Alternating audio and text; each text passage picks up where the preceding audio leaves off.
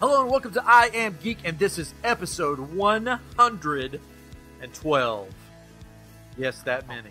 We're still here for some reason.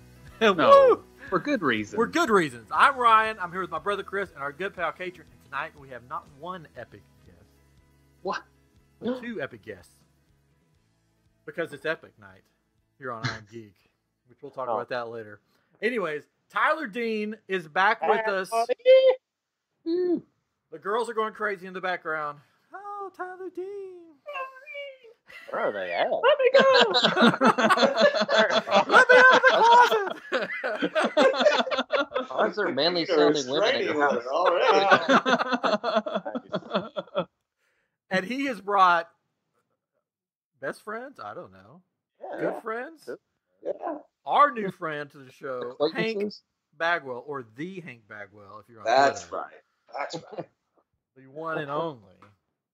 I want you to give me one of those Shane McMahon best in the world introductions. Oh, not with the wrestling. No, it had to be a wrestling reference. Already. I could call you Buff Bagwell for the night if you want me to. Oh, my God. Oh, Buff Bagwell. Like, it's better that's our cousin right there. I'm like, man, so is the baseball guy. Cousins ain't showing up at no reunions. I don't know. We ain't getting any tickets. It's better than Hank than Stank. That's what they used to call you in school, right? That's right. Yeah. So. Right.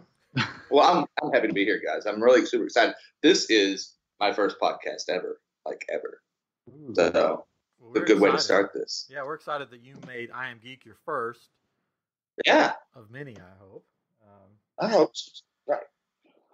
But you are, you're not just Hank Bagwell. You're the Hank Bagwell. You are can we say actor, director, producer, writer?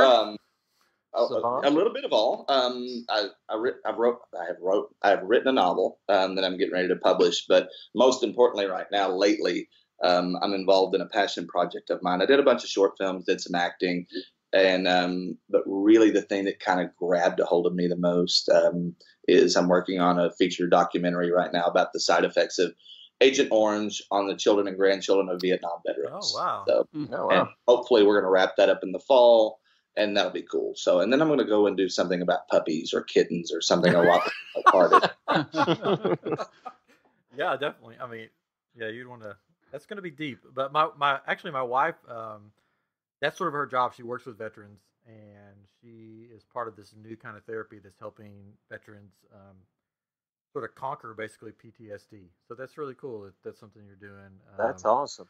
But it's called ART, which is eye movement therapy that's sort of really that's doing some crazy things to helping not just people with PTSD, but with anything. Like she, this is sort of off the subject, but she was getting ready to fly somewhere, and somebody with her was terrified of flying, and she did the therapy on them, and it was the first time that they flew without having panic attacks and stuff. So it works that fast. I just had to, I was in Budapest for a film market because, I started doing some distribution and stuff. And then I just had to fly up to Michigan for a little bit. And I hate to fly. Tyler knows this. I absolutely despise flying. For a man who hates flying, you travel a lot. I do. But I truly hate it. So I have figured out this thing, and I realized what an idiot it makes me look like. But this is going to help somebody who hates it, because I'll be like, man, I hate turbulence, and I'll grab a hold of something and be like, and I'm I feel like we're just plummeting, right? That's not going to happen, but still it freaks me out. And so now I just put on my headphones, and I'll put on something jamming, and I'm moving in the seat. I'm full blown dancing, in the seat. And then I realize that I don't notice the boom, boom, boom, boom. Yeah. And people are looking at me going, what are you doing? And I'm dancing. And so, but it helps. So I do something similar. I'll cross my legs and just kind of keep moving with the turbulence, just so I don't really notice it. It's the same thing. I saw a story on Today Show or something. There's a place in Hollywood that you can go, and it's a turbulence simulator built to help you get over your fear of flying. They simulate the turbulence, and they go through all this stuff, and they tell you, if you can write with your opposite hand that you normally write with, or tie your shoe, and just do something that distracts your brain from all that's happening. And one of the things that really helped me was that they said no plane has ever gone down because of turbulence. And it made me feel a lot better. It's like it's just bumps in the road is all it is. It's like going down a highway in a bus, with bumps. But that means it's about time for it to happen. Well, guys, I gotta go now. Yeah. Knock on wood, right? I didn't knock on wood. I just put Pink Panther on my phone and watched it. Pink Panther? Yeah. Tyler got me watching Steve Martin's Pink Panther. Yeah. Most anything besides wrestling that I do that's considered like geeky or nerdy, I can blame on Tyler Dean. And he got me watching Supernatural, so I'm watching it from the beginning. I thought you stopped watching it, man. No, because I get on the plane and I'm like, I've downloaded a bunch of episodes, and like I get on the plane and like episode number 3, I'm in the air and the plane is crashing, and I'm like, this. I'm like, nope. It was awful. Where like the guy's demon possessed and his eyes are black and he's like, and rips open the door. I'm like, that's not even possible, and I'm terrified. Yeah, I love Supernatural, so I could talk about that forever. I just go in the bathroom on the plane. I'm like, I'm just going to sit in the bathroom. I don't know. I'm more comfortable in there for some reason. It's comfortable. He spends a lot of time in the bathroom. Oh, yeah, I've got some stomach issues. That's his second home. Like, I don't feel like I'm tied down. I'm just like, if I'm going down, I might as well go down with the sink beside me. Okay. Go how you lived. Yeah, go how I live. You're on a plane. Please go in the bathroom, take a selfie, and say you're doing it for Ryan. I'm doing that next time I'm on a plane. Ryan Street method. Yeah, that's my method. It's proven. It's proven for you, right? For me, anyways. People ask me, "Oh, don't you like to watch out the plane when you're flying?" I'm like, "No, I don't." Like, it's awful. I'm terrified of heights. Speaking of heights, we'll get to that story about this guy. I've got to wipe my mouth. Thank you. Hey, Disney story. Remind me. When we get up to a whole world. Okay, literally. Can we just start off with a mini story? Yeah. So, like 3 years ago. Can I tell you your version or my version? No, the only version there is. So years ago, I take my daughter to Disney, right? And I'm like, okay, it's Disney, and I get motion sick, and I got sick on the Winnie the Pooh ride, and so like I'm like hanging my head over, and I'm yakking on the Winnie the Pooh ride, right? And she's like looking at me. She's like 3 at the time. She's like, "What is wrong with you?" And so I fell in love with Disney because of Tyler. He's like, "No, dude, you should really check this out." And we went, and I was like, I love this place, and now I'm in love with it. But there are still certain things to where I don't like really want to do those kind of things. So he's like, "Man, you should go." Now, mind you, terrified of heights, right? He says, "You should go to this place called in this Disney, and there's this ride called the Tower of Terror." I didn't. Just shut up. Shut up. You get no credibility in this story at all. And so he says, "You're going to love it." And he goes, "It's like, help me out, Twilight Zone." He goes, "It's like Twilight Zone." And so I'm like, "Oh, this will be cool." Right. And so we get up there and I'm like just hanging out. I'm like, "Dude, this is awesome." And like the beginning of it's amazing. You're sitting there, you're looking at all this stuff. And this guy, and I'm like, "Is this like this the whole way through?" And the guy behind me with his girlfriend, and he's like, "Wait a minute. This is the first time you've ever ridden this?" And I go, "Yeah." And he goes, "This is going to be amazing." And all of a sudden, it just goes, whoa, and I'm screaming. I'm just like, "I hate you guys!" Awful. And I call him as soon as I get off. He can't even answer the phone. He's just laughing. Hysterical. I know, like Disney is. I think I might have even had this conversation with the guys on this podcast before. Like they understand it's not just for children. I often quote Walt when he said, "Don't just sell yourself to children. It will be the death of you." And I feel like they've lost sight of that.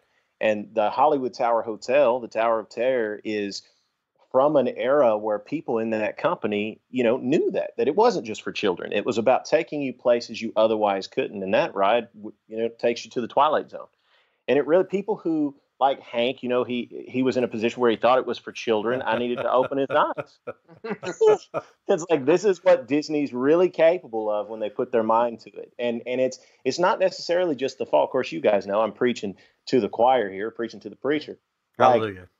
I mean, it's not just the fall. I mean, it psychs you out. It puts you in that place, and it's that anticipation. Yeah. So now it's a story that you can still talk about, man. I love it. I wouldn't trade it, but I'm not getting on that thing again. At least I got on it once, and some kid decided, you know what would be cool to do?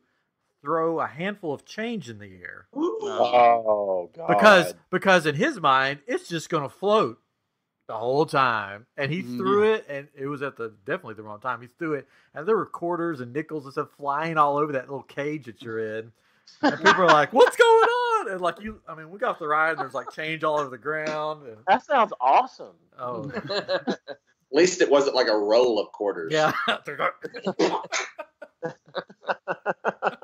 Awful. At least you weren't on it when the crazy lady started pushing all the buttons because her fast pass didn't work. Did you read about that? Is that what she did? I thought she just punched a cast member. So they said no, like to her fast pass, and she started to push the buttons, and the lady pushed her away, and then that's when she punched her.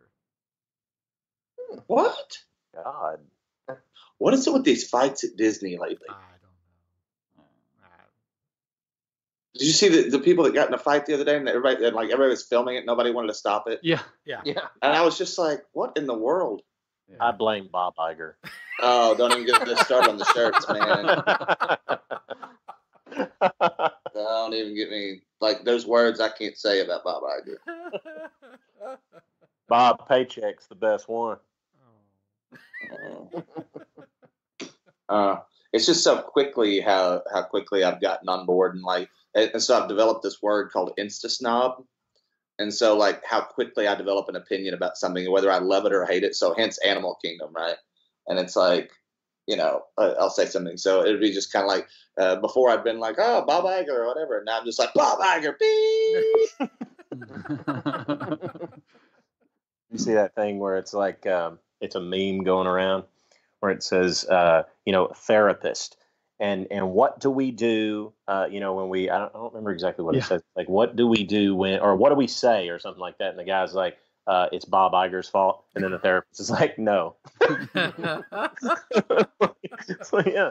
What do we do? Blame Bob Iger. That's me. Okay. So you mentioned Animal Kingdom. Now that is your favorite park, right? By far, it's the only park. It's the only park worth paying money to go to. Like, the rest of it is just kind of like, whatever. Let me go on one step further. There's a step further? Yeah, step further. One step.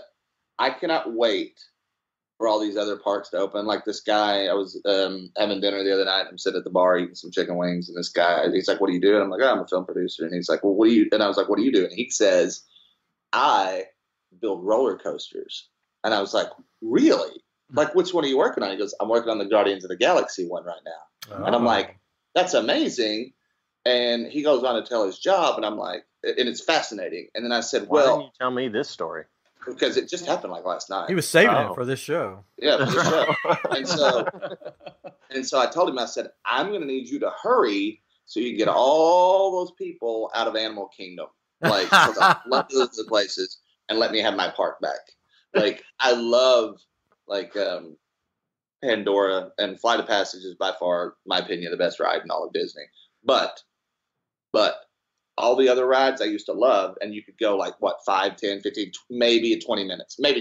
And now they're like, if you can like try for 7 months, you can get like a fast pass for another ride. And like, I hate it. I need everybody to go back to their parks and leave my little, what that guy called it the other day, a petting zoo or something. And I'm like, A zoo with rides. mm-hmm. I too love Animal Kingdom. The last time I went, I think by the end of the trip, I was like, that was my favorite park of the trip. Now, my favorite ride is always going to be, no matter what they build, they could build something that gives you $100 bills every time you ride it. Doesn't matter. My favorite ride is always going to be Big Thunder Mountain. That's my, number one ride. But Flight of Passage is an experience. It is amazing. We've talked about it before. I've talked about it with Tyler a lot. We need Ryan, to redo. Okay. Oh, go ahead. No, after you. I was just going to say we need to redo our tournament bracket now that we've ridden those rides, because we at the time nobody had ridden Flight of Passage really except for you, and then we didn't have Toy Story, the Slinky Dog Dash. So elephant came running through. Let's talk about the elephant in the room. Yeah. Anyway, we do. We need to redo that. So your favorite ride is Big Thunder Mountain Railroad, huh? Oh yeah, Do you want to write a screenplay? Oh, please, God, yes. Sure. First, I have to learn how to write. So Is it, no. No. The rock stars in it. yeah. Oh no! Let's not get on the rock. No, I mean, yeah, he's got to be. Yeah, I mean, exactly. It's like my dad said. I wish I could go see a movie with The Rock in it right now. Jeez. All right. please, no. So are you writing a screenplay for a Big Thunder Mountain? I'll take that as a yes. I've had a couple ideas for a few years. I love that ride. It's the one Well, ride. actually, it's indirectly based on that, but it's I really love a thing called the Western River Expedition. Oh yes. So, yeah, and I would like to see that see the light of day one day. That would be awesome. And I think the only way we can make that happen is if there is a successful franchise based on that, and then they're going to want to be like, oh, hey, maybe we can build a ride. Well, you do have plans. Where would they put that now? I mean, If any of y'all say Animal Kingdom, I'm going to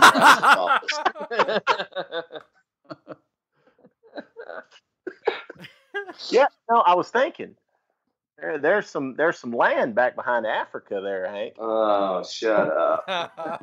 I'm so ready for people to be gone. It's like, I like to go to I like to go ride Pirates because I've got a little hack that I can get all these little fast passes, and I cheat a little bit, and so then I can just like ride it repeatedly. I have a hack. And then, what's that? That I have a hack too. We can talk about that. Yeah, later. it's probably the same one. We probably have the same one. No. You mentioned he's in the bathroom a lot. There we go. Hey, but I mean, not to interrupt, but I just wanted to say, Ryan, should we tell Hank about the Zootopia expansion?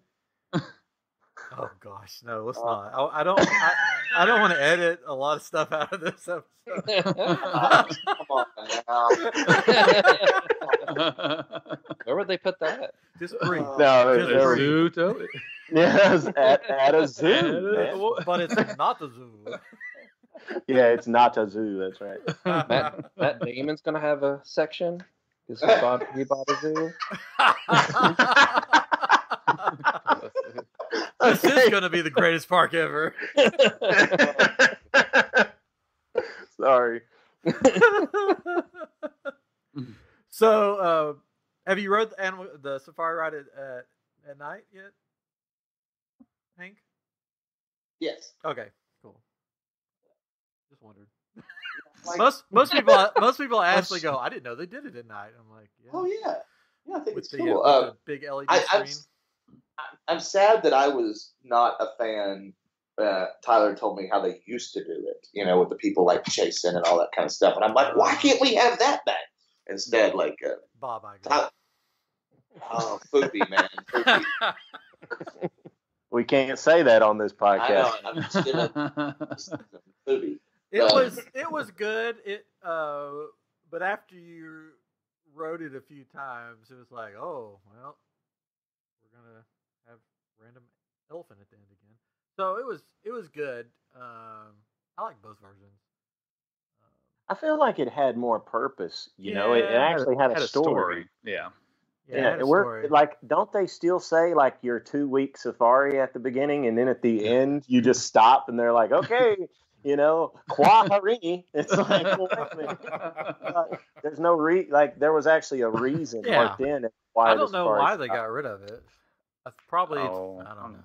The guns, the poachers shooting, probably, and that Jeep effect, because it was on a track or whatever, that rarely worked. And then so you just heard sound effects. What's And I mean, everything in Animal Kingdom got a break. The Jeep breaks. We got a Yeti that's broken. Like, they got a... Oh, Disco Yeti. Gotta love it. It's what makes the park great. I have a giant picture of... What happened? You froze up there for a minute. I have a giant picture of Katrin just right here on my screen. Oh, there we go. What else could you ask for? Everybody gets that. It was just me and Katrin. Sorry. I'm jealous. This is the part of the podcast when Katrin takes you by yourself. So That's Katrin's on. Oh, my goodness. Katrin's Corner. Katrin's corner. Hey, dude, you need to branch off, do your own thing. I'm Whoa, Probably whoa. will. The contract does not allow that. Contract does not allow That's that. right. That's right. Yeah. I got him signed up for life. I'll lose all the money. Yeah, All of it. all the money. Anyways. Yeah, he can't go off his own, and he won't let me leave. Well, I mean, like, you're in a nursing home. You're not going It's like anywhere. my Yeah, I'm in a third nursing home. episode. Am I like getting a paycheck now, or like how's this work? It's Yeah. just it'll come. Just wait. Can I at least get a T-shirt? Yeah, you We'll can see. buy. Oh, wow. You could buy. Wow. You could buy Asking a on the T-shirt. podcast. Yeah. I'll let you buy a T-shirt. Nope. Ah! Man, Where'd you buy that at? We'll let you buy it. You can buy the T-shirts at shop.spreadshirt.com/IamGeek. see, I set you up for it, man. Wait, where is that again? Where can I buy that again? It's shop.spreadshirt.com/IamGeek, or you could go to our website IamGeekShow.com and there'll be a link to it there. That is like, I probably need to write that down again. One more time. Oh man. Now who's Bob Iger? Now who's Bob Iger? Oh, So Hank, we'll end the Animal Kingdom on this. Did you like Animal Kingdom before Pandora? Was it still your favorite? yes, Okay. absolutely. It was my favorite. And then, and then, and then, and here's the thing. No, and then. Like, nobody who goes to Animal Kingdom, like, to see Pandora, like, if they're like, we want to go see Pandora, they don't care about the other stuff. Like, they just do it to annoy me. No. Where's the best restaurant, Hank? Oh, Sanaa. And where is that? Animal Kingdom Lodge. I'll tell you what else I love about Animal Kingdom. You can go get a bourbon bacon chocolate milkshake in Animal Kingdom. And you know where you get it at? In the kiddie part of Dino World or whatever it is. It's just the best place they could ever put it. All the kids love it. That's right. At least the parents, you're like, Since you love the park so much, what do you think of the rumors of Dino Land going away and becoming Indiana Jones? He did. I love that idea. Just Except, dinosaur, though, right? except for the fact that, again, like, I'm trying to get people out of that park. Right. Like Star Wars, Guardians of the Galaxy, like, go away. Like, I love it. Like, go. The thing that I love about, I've been very fortunate that I've gotten to travel, across the world and like some really cool places, that weren't like tourist attractions. So, when I graduated high school, I grabbed a backpack and I was in Mexico and Thailand and Fiji and Japan and Vanuatu, and I was just everywhere. And so I was just able to hang out in these really cool places that, like, before they had, when you had to go to an internet cafe, and I'm telling my age there a little bit, Yeah. and go and text, like send your mom an email and say, hey, I'm alive. And going to that park reminds me of being in those kind of places. So to me, it's not about the rides or anything. And I think Tyler's the one that introduced me to all that idea. Is it was like, I'm just sitting there, I'm just hanging out. I'm going to like the little, what are they called? Where they have the little, like the little food court. What's that called? Oh, the Harambe Market. Yeah. Ramen market, yeah. And so you can just go there and you're just sitting and you're just chilling out. And there's the music and there's the ambience and there's just like the buildings. And you literally escape. That's what made me fall in love with Disney, just and specifically that in general. So because you're escaping into something that's actually real, conservation, taking care of this planet, taking care of the animals, taking care of all those kind of things. So that's what I fell in love with most, because I can go there. It's 40 minutes down the road from my house, and I just go there, and now I'm just like I'm hanging out. I'm in Africa. Lucky. I dig it. I remember when I toured backpack through the world. It was great. I went to Mexico, Norway. Yeah, the VR system. Yeah, by the time I got to Japan, I had to call my mom and was like, I'm in Japan. I don't know if I should go back to Germany and get caramel corn or go to Italy and get gelato. It was crazy times. It was a good time. You're an Italian gelato. But I think Animal Kingdom probably is the best overall themed park, right? Because you really, like you said, you really feel like you're somewhere else. You're in another country. Like you go to Magic Kingdom and it's like, it's a lot of things, but it feels like an amusement park, right? And you're just going to ride these rides. Okay, it's Frontierland. Oh yeah, and now I'm in Adventureland, and they're great, but it's not really well themed, or extensive. Like when you go to Animal Kingdom, you got things like buildings that look like you're in Africa. There's wires everywhere. There's all this, kind of like how they're doing with, with Galaxy's Edge. It really feels like you're in this planet, in this different land when you're there. Toy Story Land, I mean, it's just whatever. These other lands, it's like, but I get what you're saying. Yeah, I mean, it's the most complete themed park. Yeah. And it's the closest thing we have stateside to Disney Sea. Oh, yeah. Sure. Yeah. I get that. Speaking of, by the way, Katrin, I knew you were my favorite person on this podcast. Speaking of everybody's favorite, really. Galaxy's Edge, Tyler has a little bit of a secret. Wait. Are we doing it now? Oh, a secret? Right, you're taking us to Galaxy's Edge? Well, yes! Something. I'll be ready tomorrow. You're going to learn the difference between he and I right now, because he is a lifesaver in this kind of thing. And so go ahead and tell him what happened. I'm just going to let you tell him. I didn't want to take the heat, man. So, Tyler, I get this email. I'm a platinum pass holder, whatever it's called. I don't know. And so, like, I get these emails all the time from them, and I never look at them, like, ever. And then Tyler calls me. He goes, "Hey, what are you doing on the 20th?" And I'm like, "Working." I'm like, Look at Ryan. Look at Ryan. Uh-huh. And he goes, "You get the email from Disney today?" And I said, "No." And he goes, "Well, it's all right because I booked this." He goes, "We got the invitation to go to Galaxy's Edge." And all right, he goes, "I got one, and I put you in because you got your pass holder." And I was like, "Awesome, let's go." And then I'm like checking my email, and I was like, "Look," I was like, "There's my invitation." But by the time I actually thought to look at it, he's already got it. So that guy, the 20th. I love you all. I love you all. I'm going in September, so. Okay. See, that's not too bad. Well, here's the part that's going to bother you, and I'm just going to go ahead and throw myself under the bus. We can end the podcast and throw me off and never have me on again. Tyler. No.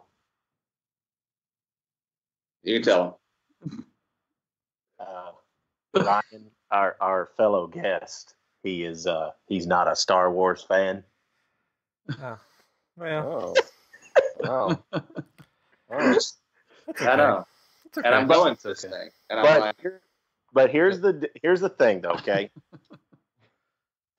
When I first met Hank, he was and I'm going to have to clean this up for the podcast.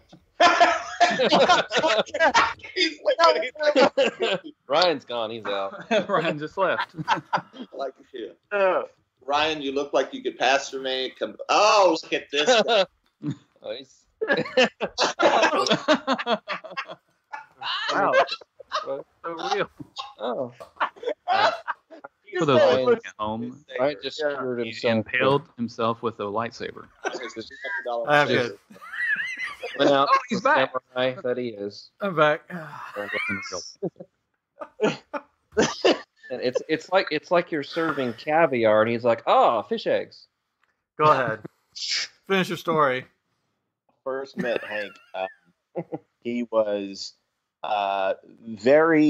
his palate when it came to films was very much unlike mine. He did like Indiana Jones, Raiders of the Lost Ark. We bonded over that. But when it come to big blockbuster popcorn films, it wasn't really his thing. I think nourished an appreciation in Hank for these types of films. And he told me he didn't like Star Wars, and I was like, dude, whether or not you like it, people do. So you're going to have to understand. You're going to have to try to figure out why people like it, because if you don't, like for example, I think even one of Hank's heroes, what's his freaking name? Tarantino. There you go. Yeah. I think one of his heroes. The pizza rolls. Star Wars, huh? The pizza rolls. That's Totino. Sorry, go ahead. The fresh maker. I think Tarantino, while he may not be a huge Star Wars fan, like he understands it and gets the appreciation for it. While it might not be the films he makes, he understands. So I told Hank he probably needed to do the same. So I actually took Hank to see The Force Awakens, okay, and he enjoyed it. I did. I'm sorry that was your first experience with Star Wars. Oh, it was. No, it's not. So okay. I'm gonna show you guys something here. Let me get this. So I actually have, when people talk about like their bucket list, I actually have a written down physical, like legit bucket list, right? And then I've had it for years, and it's stained and like.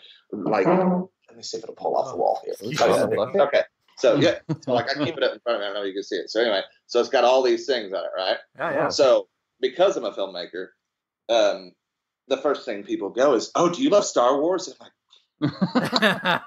And so like on number 38, and it's checked off now, it was watch Star Wars on a bucket list, just because I got tired of people like trolling me, being like, have you seen it? And I'm like, finally, now I've seen them all. So I like the new ones, but the old ones, I'm just like, your list is like Captain America after he came back from the past. Yeah.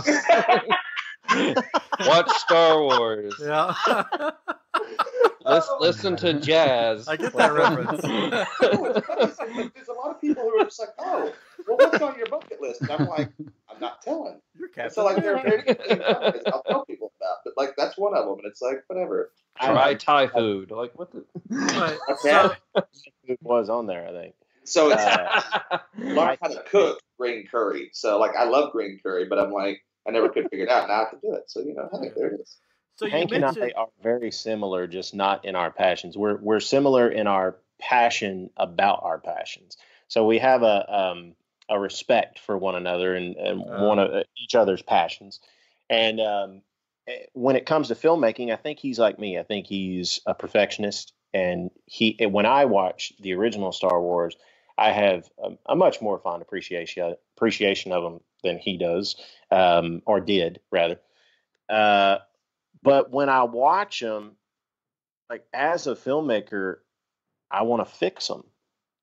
Like I want to fix like issues that I have, technical issues, like like the special effects and stuff. Mm-hmm. So I kind of felt that maybe he was coming at it from the same angle. So I told him, I said, dude, you got to look over that. Like you got to look beyond that. You got to look at the story. You got to look at what it is. Like it's a farm boy who literally goes, has a calling, right? And he's like a normal dude, right? And or is he?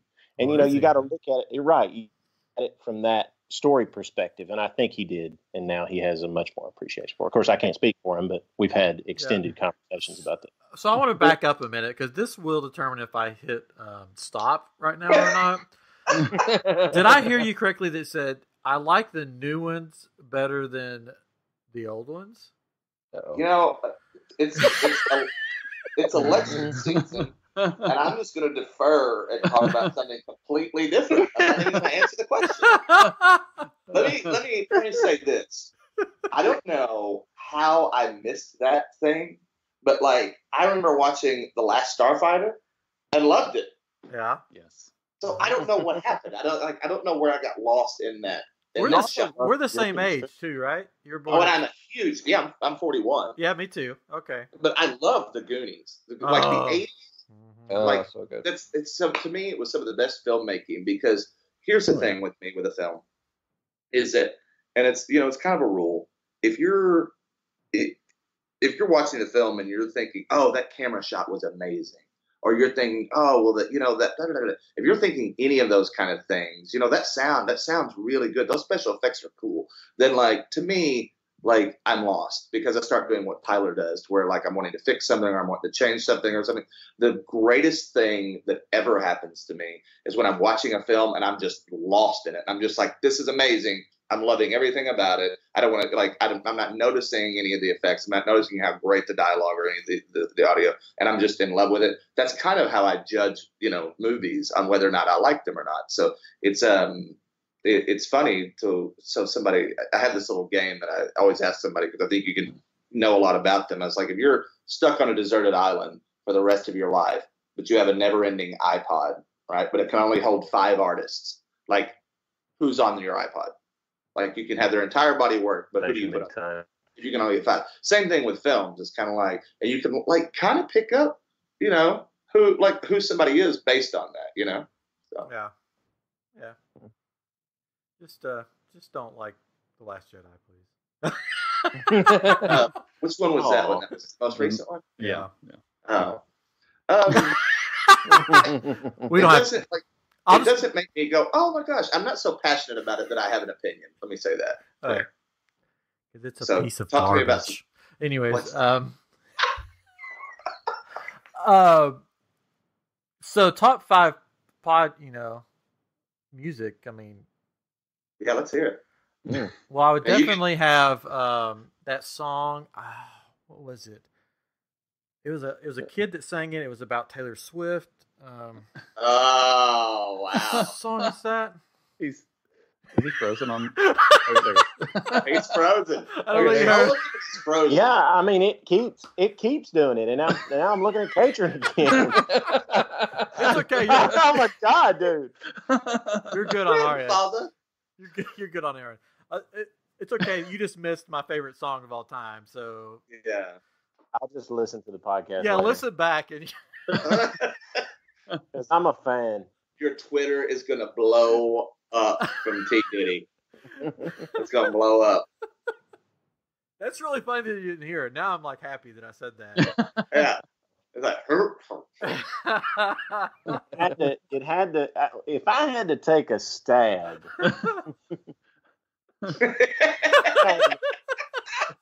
Hang on. I just chill. Oh, is he finding something to actually stab with? Oh no. Yeah, maybe. If I had to take a stab. That'd be the one. Yeah, be the one. That'd be the one. Hey, Tyler, he is willing to trade a T-shirt for an autographed cover of that. Yes. I'll give you a T-shirt for that. An autographed cover of that song. I'm sorry, I only have radio promotional copies. It says not for sale. So he would trade a T-shirt for a photo of that's autographed. Tyler Dean had a song called Taylor Swift long ago, and it haunts him to this day. I should imagine it's only going to get worse one day. But you should tell them a little bit more about that, though. Oh, we've talked about it extensively. Oh, okay. Yeah. That's the funniest thing. Y'all want to know more, talking to the listeners, y'all can go back and find that episode on the I Am Geek podcast, where we talk about Tyler Dean's past and how he was not infatuated with Taylor Swift, but the record label made him say he was. So, while you're there, please give us a 5-star rating and leave us a comment. And get a T-shirt. Shop.spreadshirt.com/IamGeek. Oh right. Man. Anyway, so since we're talking about theme parks, I thought we'd move over to the other side of the Orlando area because there's a big announcement today. So we have to talk about this news that came out today and all of its epicness. Here we go. I don't mind the name. Like, I don't know why people are like. I think Fantastic Worlds would have been worse for Disney fans because it's just going to be that whole. Now, is this Hollywood Studios or is this MGM? I think it's funny that it's called Universal's Epic Universe. I want it to be Universal's Epic Universe of Epicness because you might as well just finish it out. Literally redundant. on the website on the announcement they said, what was it? Something like, we know that the word epic is being thrown around a lot, but I'm like, but you picked it? I don't know why they didn't call it Universal Springs, just to be honest. Yes. Yes. Yeah. I don't care how long it took you to come up with that joke. It was worth it, sir. No, that was just it. I just remembered, like, I saw the layout, and I was like, what? This is Disney Springs. What is this? It was just, I was like. Yeah, we're going to go through that layout here in a minute. Before they announced that the name was Epic Universe, somebody had posted on Twitter or something all these pictures that they had gathered from around Universal Studios Orlando, where the word epic is literally on everything in the parks. And they're like, I wonder what the name of the new park's going to be called. Oh, wow. And then it was called Epic Universe. Like, it was on crates, it was on sides of buildings, it's everywhere. They have the word epic, and that's what I found it pretty funny. That it actually I'm going to tell you who wouldn't do that. Bob Iger would never do that. Oh, Bob. A T-shirt in there somewhere. Oh, did I freeze again? No, you're fine. No. I'll let you know. Hey, how you doing, man? It's me and you, buddy. How you doing? I'll let you know on my end if you go off. Because as long as we can hear you on this end, doesn't matter. Anyways, so basically the announcement, they announced the title, and they basically had some artwork that is artwork. It's got a hotel. It's going to have shopping, attractions, all that fun stuff. But I went on and I looked up all the rumors of what it actually is going to be. Do you guys actually know what the lands are going to be? I looked up some rumors. The How to Train Your Dragon one is the one that I was going to mention. Yeah, as long as they have like a Notting Hill section, I'm good. That's where I want to head to. I want to ride that Hugh Grant ride. No, you don't. It's full of. He pulls up in a car and tries to pick you up, and then drive off. For some reason, they make you put a wig on before you get on the ride.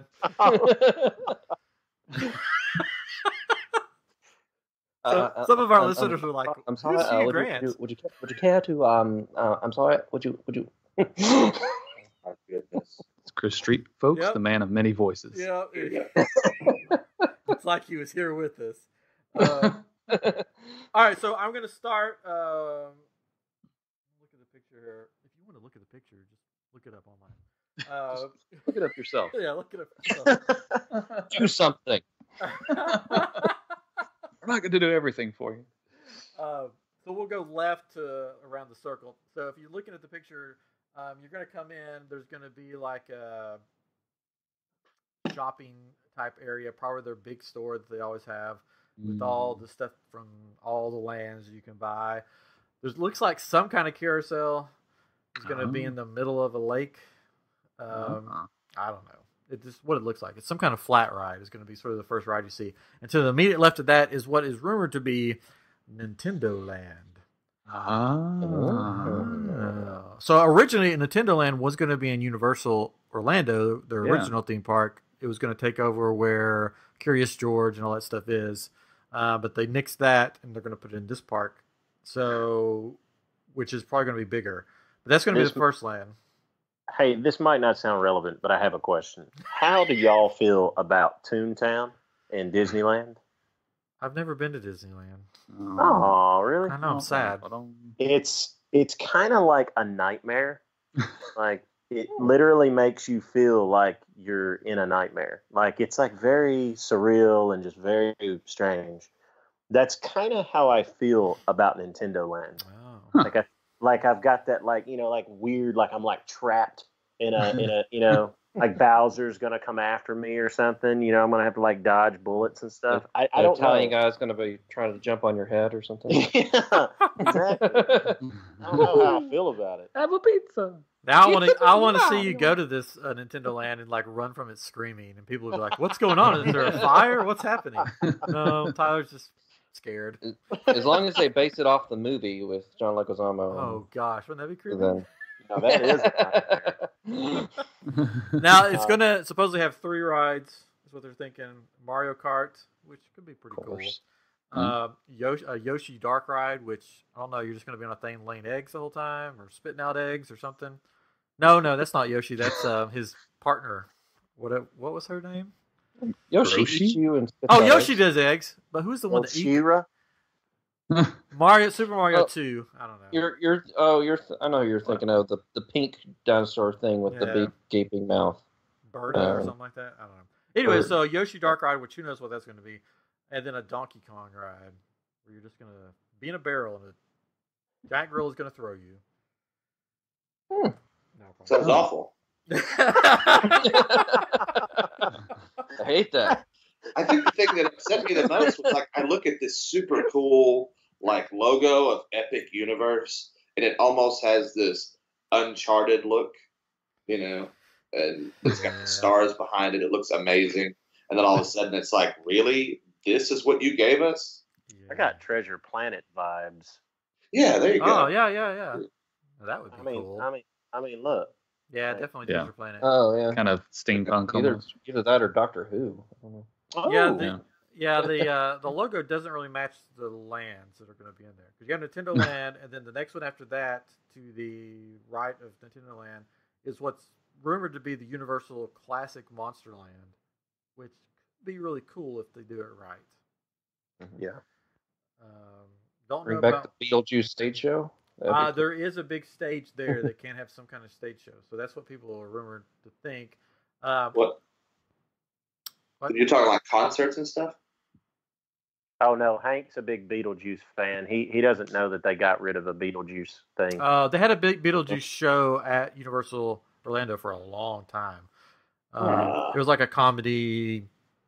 Yeah, had the Universal monsters in it. Yeah, it was They funny. also got, like years ago, they had this like cool Alfred Hitchcock little like how they made the special effects. I thought that was one of the coolest things, and then it was just gone. And I was like, yeah, really? Shrek took it over. Yeah, Shrek. I remember being in that show. I was picked from the audience to do one of the Really? things. It was cool. I can see that. I get it. Yeah, it was fun.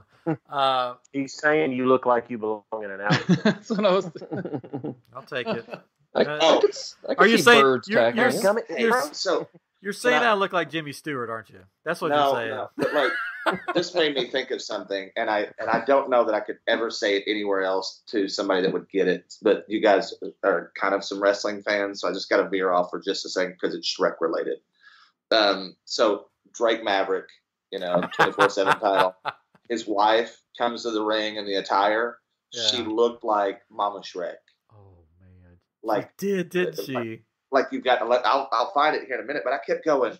Why does she look like Fiona? And like she looked like Fiona. And I was like, this is not good. Like I've got to be able to tell somebody this, but like somebody that would actually get it, and not like that's so mean. Fiona pre or post ogre? I'll let you look. It's in her eyes and her nose really. It makes me sound like a total like bad person, but it was funny. Well, she was wearing green. Yeah. I think that was it. And she doesn't always look like that. It's just for some reason it just kind of struck me that way. I'll have to find it and show me. But I think anyway, it's awful. Now I'm like, can we rewind that? I really shouldn't have said that. 48 minutes in, I need to edit that out. My Instagram and Twitter blow up going, she does not look like Fiona. His first podcast, man. Your body shaming, Hank. Your body shaming. Oh, here. Okay. None of this will ever air. Fiona is a very beautiful ogre. Yeah, sort of. Yeah. Wait. Are you saying she? Wait, huh? What's wrong with her? There's nothing wrong with her. Yeah, the color green. No, and like she's got, and like the smile and like the big eyes, man. I don't know. She has a big smile, and that's probably not in that picture. But if you're listening, you just come talk to Tyler. He'll help you out. It's okay. He'll make you feel better. You don't look like an ogre.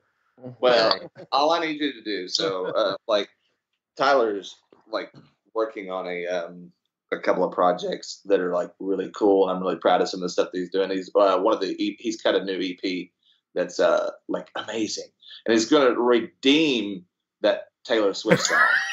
But it's really, really good. So here's the deal. Universal Studios, if you're listening, Epic Universal. If they get you to do like a big concert there, I'll go. And then I'll be like, let's go. and then I'll go. So. You want to do a concert at Universal? Yeah, I think you should. Let's just go do one. I mean, we don't have to talk to anybody about it. Just go do it. Show up. Yeah. Nobody's there. They're all at Pandora. Golly, man. Do you guys really think? Do you think it'll give me a break? Like, really? You think it'll be people? I've told you this because Star Wars is going to draw more people, and it's going to be packed. So they're going to go everywhere else. And I have sort of a conspiracy about these rides, anyways. And I'm probably totally wrong, but through talking with people, I'm like, it makes sense that the reason that Pandora is always going to be long waits is because they control how many theaters they have open, and the guests can never see that. So if they want to make Pandora the longest wait from now until eternity, saying, look how good this ride is, they just open up 2 theaters instead of 6. Or they just say, oh, we've got problems with this theater, so we can't open it today. It's always going to be a long line because they want it to be a long line because it makes people talk about it. Do you know what my favorite ride in Disney is? And it's in Animal Kingdom. It's not even really a ride. It's just I know what it is. This tells you who I am as a human, which is not always, it's not a good thing. Like, it alarms me. It's tough to be a bug. Aww. And so I'm waiting in line, and I see all these. No, don't say "oh." You don't know why you love this ride. It's malicious. So, like you spend the day in the park because I think Disney is for adults. I don't think it's for kids. Like I just don't.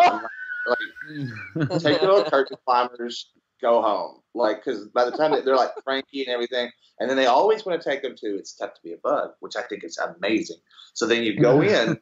And like I'm smiling, I'm laughing, and people. And normally I'm there, like single rider, and like somebody will look at me and they're like, "Wow, you're here to see this by yourself, grown man." And I'm like, "This is my favorite thing ever. Like you're gonna love this." And they're like, "Why?" And I'm like, "You're about to see." And so we get to sitting down, and all of a sudden, like everything's just great. Ooh, and all the kids are like, and then all of a sudden, like the smoke starts going, the spiders start coming, and they start screaming bloody murder. And it's the best thing on the planet. And then when the little stinger gets you on the back and they go, and they lose it, and I'm just laughing, and I'm loving every minute of it. That's my favorite. That's why I miss Honey, I Shrank the Audience that used to be in Epcot because I was in that one time, and it wasn't a kid; it was a grown woman, and it was sort of the same thing. I don't know if you ever wrote or was experienced it. It was over there by Imagination Pavilion. Anyways, there's a big snake that comes out and goes under your seat, and it feels like the snake's tongue is hitting the back of your legs. And this lady in the front row jumped up, stood on top of her seat, and started speaking in some other language, screaming loud, just random whatever she was saying. And it took they had to get cast members to come down, and they had to show her that it wasn't a real snake and all this stuff. It was like the funniest thing I've ever seen. The devil done got a hold of me, Jimmy. I've had it with these monkey fighting snakes on this Monday to Friday ride. Yes! You got it in there. Yes, sir. Secret phrase of the day. Good night, everybody. Good night. What a segue. That's awesome. Great. But yeah, so it's the same kind of thing, but it was a grown woman like screaming her head off. It was pretty hilarious. But they replaced that with now you can watch the Pixar shorts that are on Netflix there. So, Great. Yeah. Hey. Bob Love Iger. Bob Iger. Just to go from second to the next, just be like, and then all of a sudden you're just like, right when he has the chance to redeem himself, then it's just like, really. It's not just people. They often, well, I guess people will see me tweet and I'll say Bob and Co. And people have often asked me, like, what does that mean? And I'm like, anybody that agrees with Bob Iger or Bob Chapek. Like, I don't even care if you're employed by them. If you agree with what he does or you praise him at all, you're Bob and Co. Care if you're a guest, YouTube blogger, whatever. It's you. If you agree and you praise their actions, you're just promoting them. And don't do that. Like, I'll get you a T-shirt that says Bob and Co. I thought about making it. I thought about it. Bob. Yeah, because at shop.spreadshirt.com/irongeek, we can make any T-shirt you want. Yeah. All right, so continue on. So the Universal Classic Monsters, we're going back on our, back on the original rabbit trail there. Going clockwise, right? Yeah. So there's a rumor that there's going to be a Dracula ride that may be in black and white, which would be that'd be cool. Really cool if they do that.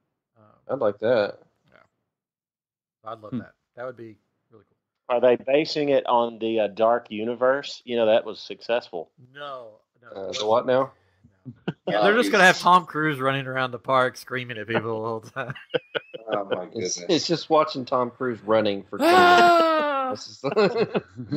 Which everybody has to look down to see that. Yeah, because it's so short. People we're on the Honey I Shrunk the Kids ride again. I thought they got rid of that. Anyway, why are all these milk boxes around? I don't understand. Oh my gosh! So that's that one. We'll move to the next thing, which will be a hotel that will be right in the sort of back of the park. It's going to be an epic hotel. Yeah, it's going to be epic. Like, they're going to have epic, like, turn down service. Epic mints on the pillow. I think that the hotel is what made me think this is going to be a crappy thing. And the reason is because, like, you look at Disney Springs and, like, all of those hotels were fighting to get near it. Yeah. Right? So Disney Springs didn't come out and go, look, we have our own little thing right here in the park, like in that specific thing. But yet they had to build their own. Huge hotel. Yeah, it's huge. The only thing that would make it really cool is if they themed it to like whatever land it's near, so it just sort of blends in. But they probably won't do that. It looks like a space White House. Oh, that probably is the theme. A space White House. Wow. It's like a White House in space. That's what it looks like. I love that movie, White House in Space. It's White House in space.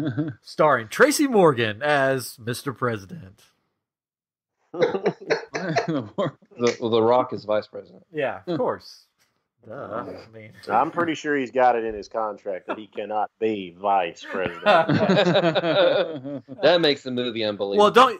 Well, you don't know. In space, the vice president is actually in charge, and the president. I got you. That makes sense. President's just a figurehead. Yeah. The president is frozen in ice. Hey, can I make a wrestling reference? Since I'm not a wrestling guy. See if he gets it right. Hold on, let me prepare myself. Okay. Well, I mean, hey, I'm a listener. Okay, I like to listen to my friends when they talk. Oh. And Hank has told me, that The Rock, Mr. DJ Dwayne Johnson, when he was in the WWE or WWF, I guess, when it was that right? Look at you with this wealth of knowledge. Yeah, okay. Didn't enjoy being the bad guy. Did not enjoy being the villain, right? Right, he didn't. Okay, so how is he why is he agreeing to be the bad guy in like a Shazam movie, Black Adam? Because he's gonna make Black Adam cool. Well, I mean, I honestly think it's because he's not getting enough screen time. It's hard to get roles in Hollywood these days. That's true. How long has it been since we've seen him on a film? Okay. It's only every other movie. Isn't Black Adam though sort of? I mean, he's a villain, but sometimes He's like an anti-hero. Anti-hero. Yeah. Like for the most part, he's a villain, but he's also the ruler of a country, and for the most part, his country likes him. But yeah, he's kind of like an anti-hero. He was like a Shazam that kind of wanted to do his own thing, but took it too far type thing. You could maybe equate him to the Punisher. Really? A little bit, Yeah. but I mean, a little bit further to the villain side than the Punisher. But Okay, well, see, y'all helped answer my question. Hank, Chris knows everything there is to know about comics. So if you got any questions for him, now's the time. I do. I do. I wish I had that wealth of knowledge, and I don't. It's Hank like, loves Aquaman. oh, don't start with it. It's his He is favorite film. trolling me, man. He's trolling me. He called me. So, like, yeah, by the way, what is the official, like, is there like a thing where you're like, okay, a movie comes out on Thursday night at midnight or whatever. Like, what's the rule of how long it is before you're just like, okay, it's not a spoiler. You've had plenty of time to go watch the movie. Like, is there a rule? I would say at least a couple weeks. Yeah, 2 weeks. 2 weeks? More than 2, Chris? I would say at least a couple weeks. Like, yeah, I'd say at least 2 weeks. I mean, But then you still have to go, spoiler alert. Yeah. Yeah.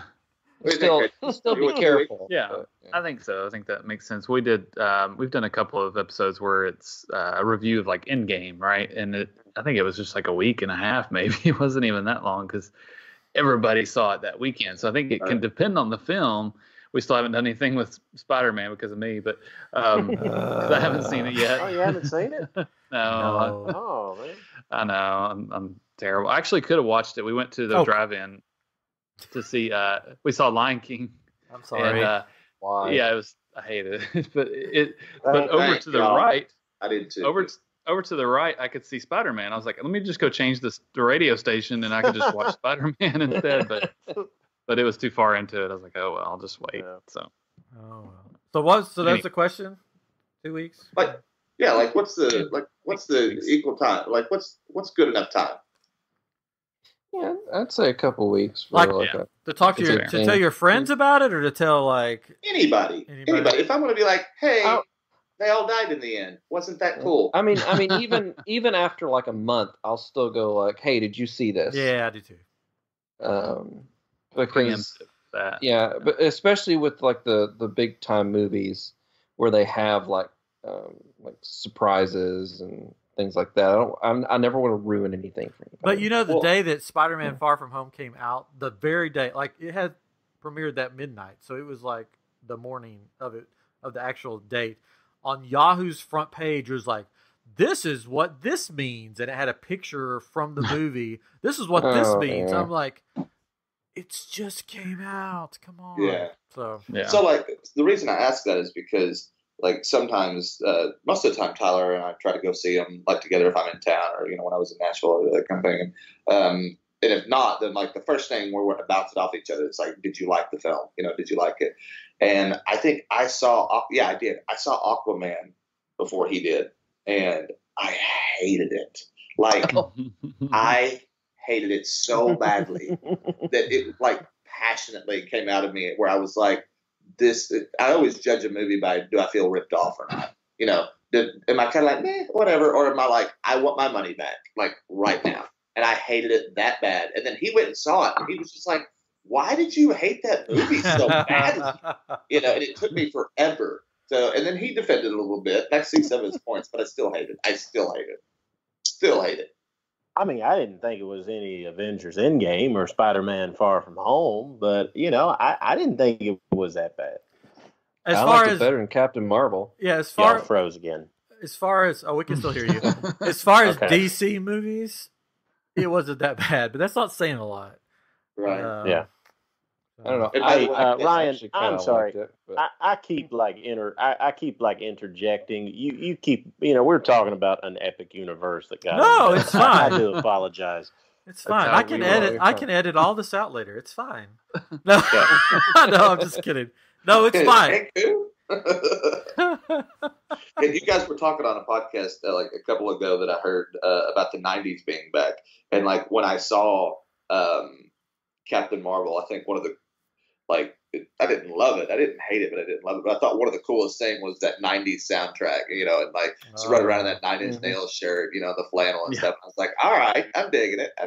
And so, and I've told Tyler, I said, I think that the films that are going to be coming back, it's just like there's only so long you can regurgitate every '80s, '90s film that there is before we have to get back to people who write stuff. We have to get back to people who do some independent films. It's got to happen at some point. I hope so. I do too. Bring back some Sling Blades and such. Mashed potatoes. Pee-wee's Big Adventure. Yeah, right on. I think that would be cool. You want them to redo Pee-wee's Big Adventure? No, not redo. Oh, I was like, wait a second. Make movies like that again. Oh, yeah. Because he said make movies like Sling Blade again. They're about the same. Pee-wee's Big Adventure, Sling Blade. I had to throw that in. We were talking about what movies would you take with you? What music would you say? That would be one of my movies. Pee-wee's Big Adventure. Pee-wee's Big Adventure, really? What else? That Thing You Do. There's another one. That's a good one. Right. That's a we could do the a whole only episode on this. movie that he's done, Tom Hanks, that he watches. Really? Yeah, he's been asked that. They're like, what movie do you like most? He's like, there's only one that I'll watch that I'm in, and that's That Thing You Do. And they go, well, you're not even really in it that much. And he's like, I know, that's why I watch it. Well, we need to have. I mean, we're already about like an hour in, so we need to finish up what we're talking about. But we need to have you guys back so we can actually do this. Top 5 movies you would take with you. Oh gosh, yeah, I'd have to have time to think about this. Well, I know. No, that's what I'm saying. We'll have everybody back if Tyler and Hank wants to come back. I would love it. Tyler's like, no. Never. But anyways, okay, so we will do that. If listeners, if you want to hear that, go to Facebook and Twitter and tell us about that. I Am Geek Show. They won't, but please do. We're gonna do it anyway. We're gonna do it anyways. Okay, we're gonna finish out Universal Epic Universe of Epicness. Universal. I'm gonna jump ahead because I want to go ahead and say this. If the rumors are true, and that land to the far right is a How to Train Your Dragon land, I think that Universal is gonna try to top Disney and do Flight of Passage 2.0. The story literally has a built-in hiccup as an inventor. So it lends itself to an apparatus that you need to fly. That's what I think. Okay, and it would be funny if they included Marvel. It's not the rumors, but maybe it'll happen. I'm not a fan of How to Train Your Dragon. Really? Yeah, sorry. I like the first one a lot. I like the first one a lot. The second one I thought was the most depressing animated film ever made. Oh, you haven't seen Toy Story 4 then? Oh, that's what I was about. I haven't seen it either. Yeah, we can end on that. Now. Anyways, let me get me started. All right, well, we'll finish. I'd rather watch Aquaman. Yeah, we'll finish this.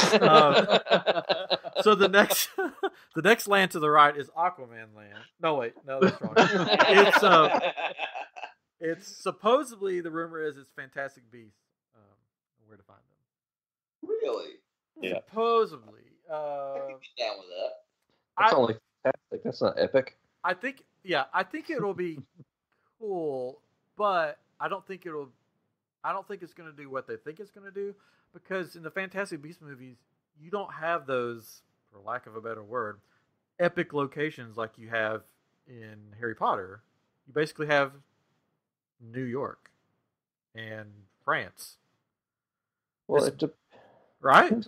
They do. I mean, if they do a stage show, the dinosaurs live thing, where they bring out the giant dinosaurs that look like they're real, but they're giant puppets and stuff. But they do the Fantastic Beasts and stuff that they do. Yeah, that'd be cool. I'm just thinking about when you go to Harry Potter World, whatever I'm gonna call it, and you walk through Wizarding World. Yeah, you walk through that wall to Diagon Alley. It's it's Diagon Alley. This is amazing. Yeah. So I don't know if it'll have that same visual of we're here in New York. I was sad. I was trying to find it. The rumor, like I saw a picture of the map, and then somebody had listed like all the rumors. It's where I got the How to Train Your Dragon thing. And on the Fantastic Beasts, it said Fantastic Beasts, but then underneath it said Paris. Oh, okay. Yeah, so it would be like in the second one, obviously, when they go to like that underground speakeasy and stuff like that. Yeah, that'd be cool. That'd be And cool. then they also have that circus, remember? Oh, yeah. Yeah. I And need it's to watch just Johnny that again. Depp staring at you. Wait. Yeah. Oh, Busy man. at the Pirates ride. So. Yeah, you know what kind of rides I want to ride? Notting Hill with you, gosh. Grant, with a and wig. just Johnny Depp just Gilbert- staring at you Gilbert Grape. for 20 minutes. As long as we enter the land by jumping into a suitcase, and that's all I want. That would be kind of cool. Jump into That'd be a long line. Yeah. Come on. Sorry, sir, you can't enter the land. You can't fit in the suitcase. I was gonna say something like that. I was gonna be like, you'll have complaining, you know. Sorry, I mean it would be a small suitcase. Anyway. Some guy off to the side rubbing you down with baby lotion, being like, "Let's get this guy in there." Sorry, everybody. The land is closer today. There is a man stuck in the suitcase. They've got like a broom, you know, a Firebolt or a Nimbus 2000. They're trying to like squeeze him in there. Right. Oh man. Lucky old butter. Yeah, and so the next land is, we've already mentioned How to Train Your Dragon. The rumor is that this coaster you see is going to be sort of a dueling dragon type coaster. And No theme mentioned yet, though, right? what? No theme mentioned yet, though, right? No. For the coaster. No, well, people are saying it could be with How to Train Your Dragon. Oh. And then some other people are saying, no, actually, How to Train Your Dragon ends up here closer, and then there's going to be maybe a Jurassic Park World or Jurassic World thing back here that we don't see yet, that they're keeping hidden. Which I don't know, maybe. I don't know. I always thought that was kind of a missed opportunity. I was thinking about that when they opened the Jurassic World ride in California. Like, you literally have a property that is about a theme park. Yeah. Why wouldn't you build Jurassic Park or Jurassic World? Because they learned from the movies. People will die. Haven't you watched? I mean, they spell it out. Got started. I mean, like, there's like 5 movies. They've spelled it out every time. Don't make a park. Like, it's. I'm not saying they perfect genetics. I'm just saying. Life finds a way. Yeah, life finds a way. Whole point of the movie. Have you seen the new dinosaurs they have walking around? They have a Triceratops walking around. Yeah, And they're like, yeah. You could pet the side, but I watched the video and like this guy goes up and grabs the face, and they're like, "Don't touch the face!" I'm not gonna yell, but they're like yelling at this guy, "Do not touch the face!" And we're like, Why would you put it where? I mean, why wouldn't you want to? That's what I would want to do. I'm gonna touch the face of a dinosaur. I'm like, what's wrong with the face? I mean, maybe like how the actor is in the suit. That's a naughty place Break to his touch. neck. Or something. Speaking of that, did y'all ever hear any rumors about them having? Because I saw this. I don't remember if it was on a video or if I read it somewhere. That originally they proposed doing something similar at Galaxy's Edge with like a bantha walking around. Oh. And what's the thing that Luke rides in Empire Strikes Back? Tauntaun. Did y'all ever hear anything about that? Because I never did, but I was like, man, that seems like a missed opportunity. Well, I haven't experienced Galaxy's Edge yet personally, but so far it feels like there's a bunch of missed opportunities. Knowing Star Wars, so I think there's a lot of things they could have done, but they're like, "Oh no, we don't want to limit you to locations you've seen in the movies." And it's like, but that's what I want.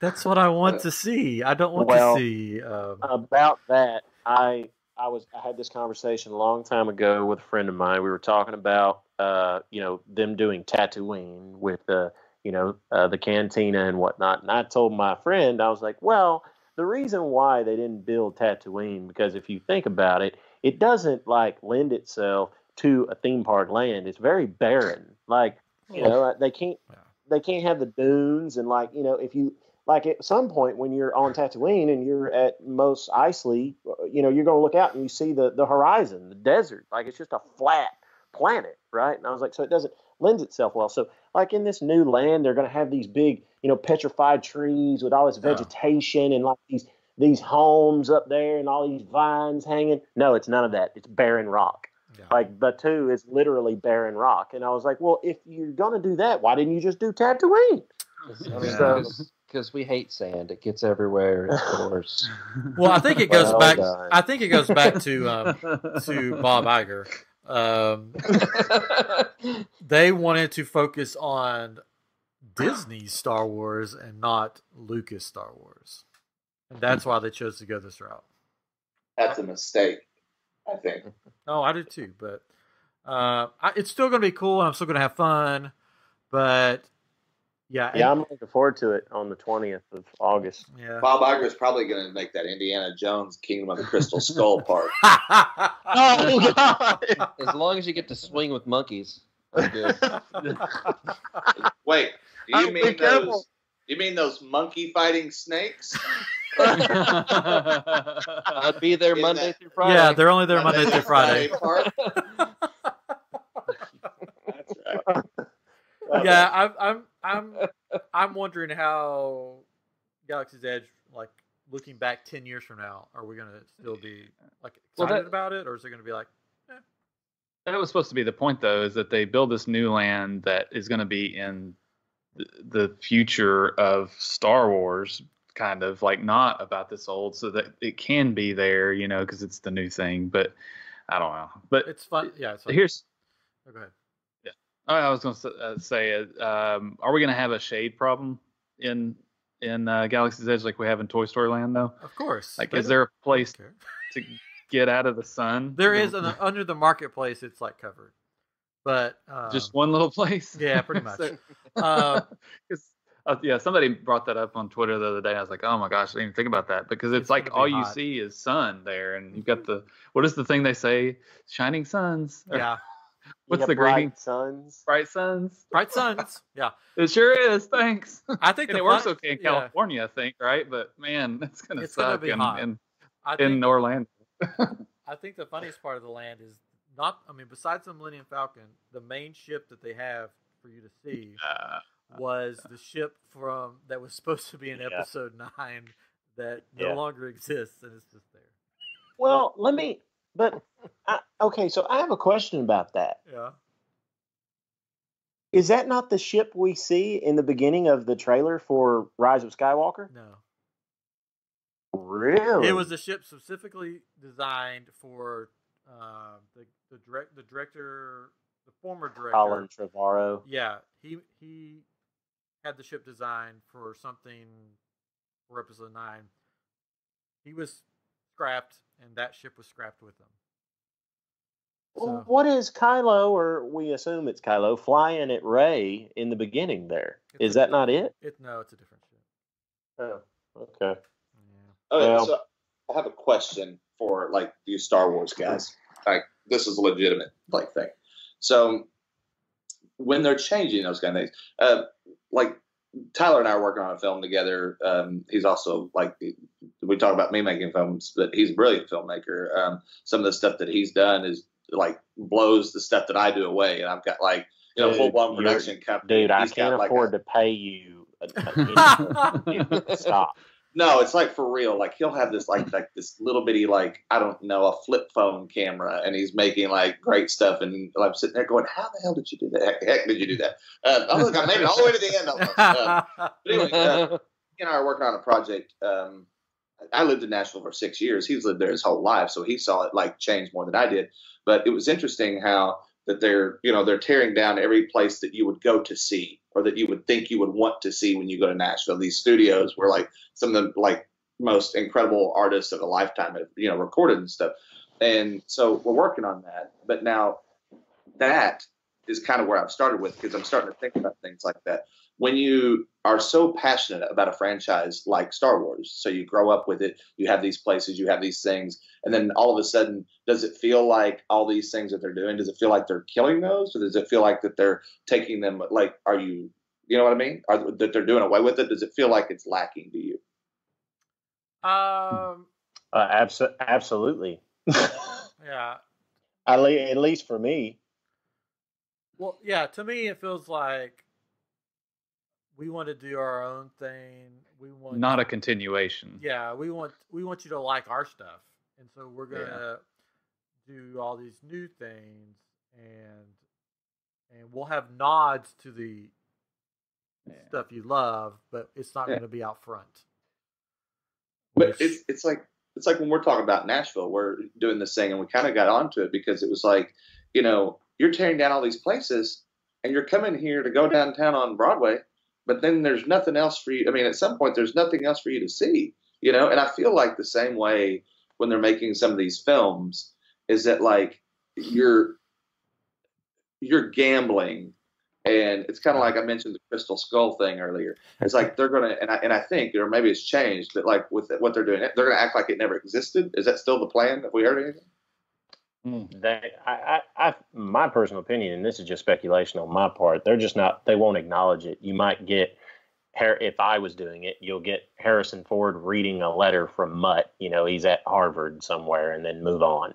Like, they have to acknowledge that it's canon, or, you know, I think they do anyway. I don't know. Like, the Indiana Jones movies, they don't necessarily acknowledge other movies. Yeah, that's true. That's interesting. So, but I think there's something going wrong with the fact that, like, you're no longer, you would use The Godfather, right? It's just like somewhere God himself is saying, no, nobody's making another Godfather, or at least for now, right? But it's like, you would have these, even though they don't relate to each other, it's still, you would buy a box set of the Indiana Jones and you would just go, man, every one of these are just amazing. You know, it's just like, even the worst one is great, you know. And then all of a sudden you have these other, where they're doing these reboots, they're doing these things, and it's like they don't care about, like, the sacredness, I guess is a good word for that, of them. And it bothers me a little bit that they're just like, when you have people like Bob Iger, who look at it as like $1. Like, the next thing is just like, let's just make some money off this. Let's make some money. You off mean this. like how they completely ignored the canon of Pirates of the Caribbean? Yes. What do you mean? I thought Johnny Depp was always part of it. I don't understand. That's another thing. Very funny. I'm just kidding. I do like I get what how you're saying. I do like how Jumanji handled it.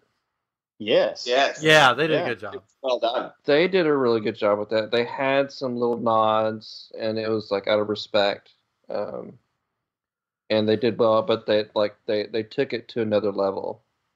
Yeah. Have you ever listened to to like Kevin Smith basically talk about movies? He did it. Yep. I saw a video that he did, and basically he was talking about sequels, and he said, if you ever make a sequel to any movie, if the basis of that sequel is not for fan service, don't make the movie, because that's what people go to see. I heard that too. Yeah, I mean, that's the point. Yeah. No,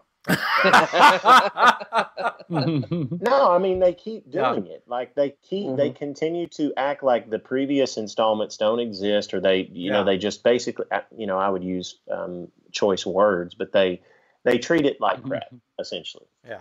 And I said Pirates of the Caribbean, because that, to me, and I know it's difficult for different generations to understand, but like, that Pirates of the Caribbean for me is my Star Wars. Yeah. Like, I was 13 when I went and saw Pirates of the Caribbean, and I went and saw it 9 times in the theater. Oh, I feel so old. I know, but you're not. But I mean, it's true. Yeah, like, no. For me, it's I get it. And so when you watch this movie and they completely ignore, like, the history of the compass and things like that, and Jack's history, it's like, come on, man. And Hank's a big Pirates of the Caribbean fan, and we talk about it all the time. Not to keep going, but like, my personal opinion is, like, Jack, when you watch the first film, he was, and I don't have to tell you guys this, but he was a trickster. He was an intelligent trickster, and you didn't know if you could trust him or not. But he was very intelligent, right? He had it all planned out the whole time. And then they turned him into Kevin Hart. Yep. Oh, he froze on us. There you go. You're back. And some Can you? Yo, you're fine. Keep going. You said turned us into Kevin Hart, and then now you're back. Which is not. I said it's not a cut. It's not a bad thing. Yeah. But it shows a complete lack of caring on their part. Yeah, I think so too. And I think I don't know if it has to do with the writers that are doing that, because honestly, it feels like you have writers and producers who are not fans. You're not getting any of that. It's like, not to harp on it or beat a dead horse, but it's like, it would be like saying, "Hey, Bagwell, will you write the new Star Wars?" And it's like, but it would be terrible, because I don't understand. like Chris is, he has all this knowledge of these comics and stuff of what happened and this and the other.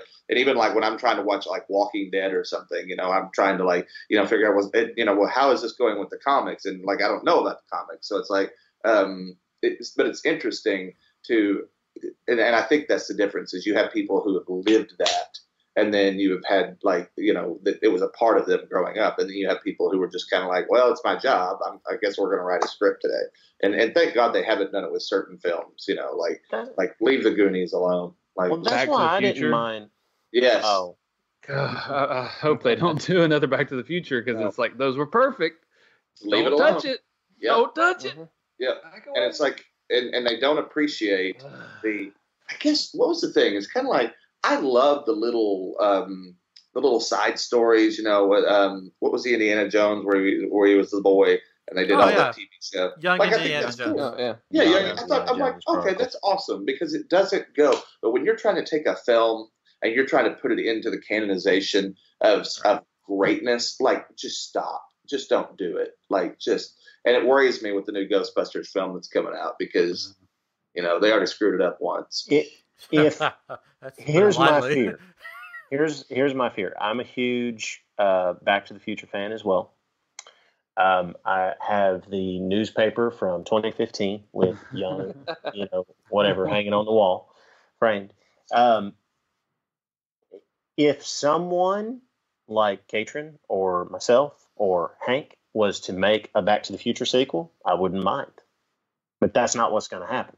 Right. It's going to be a by the numbers, Ghostbusters, answer the call.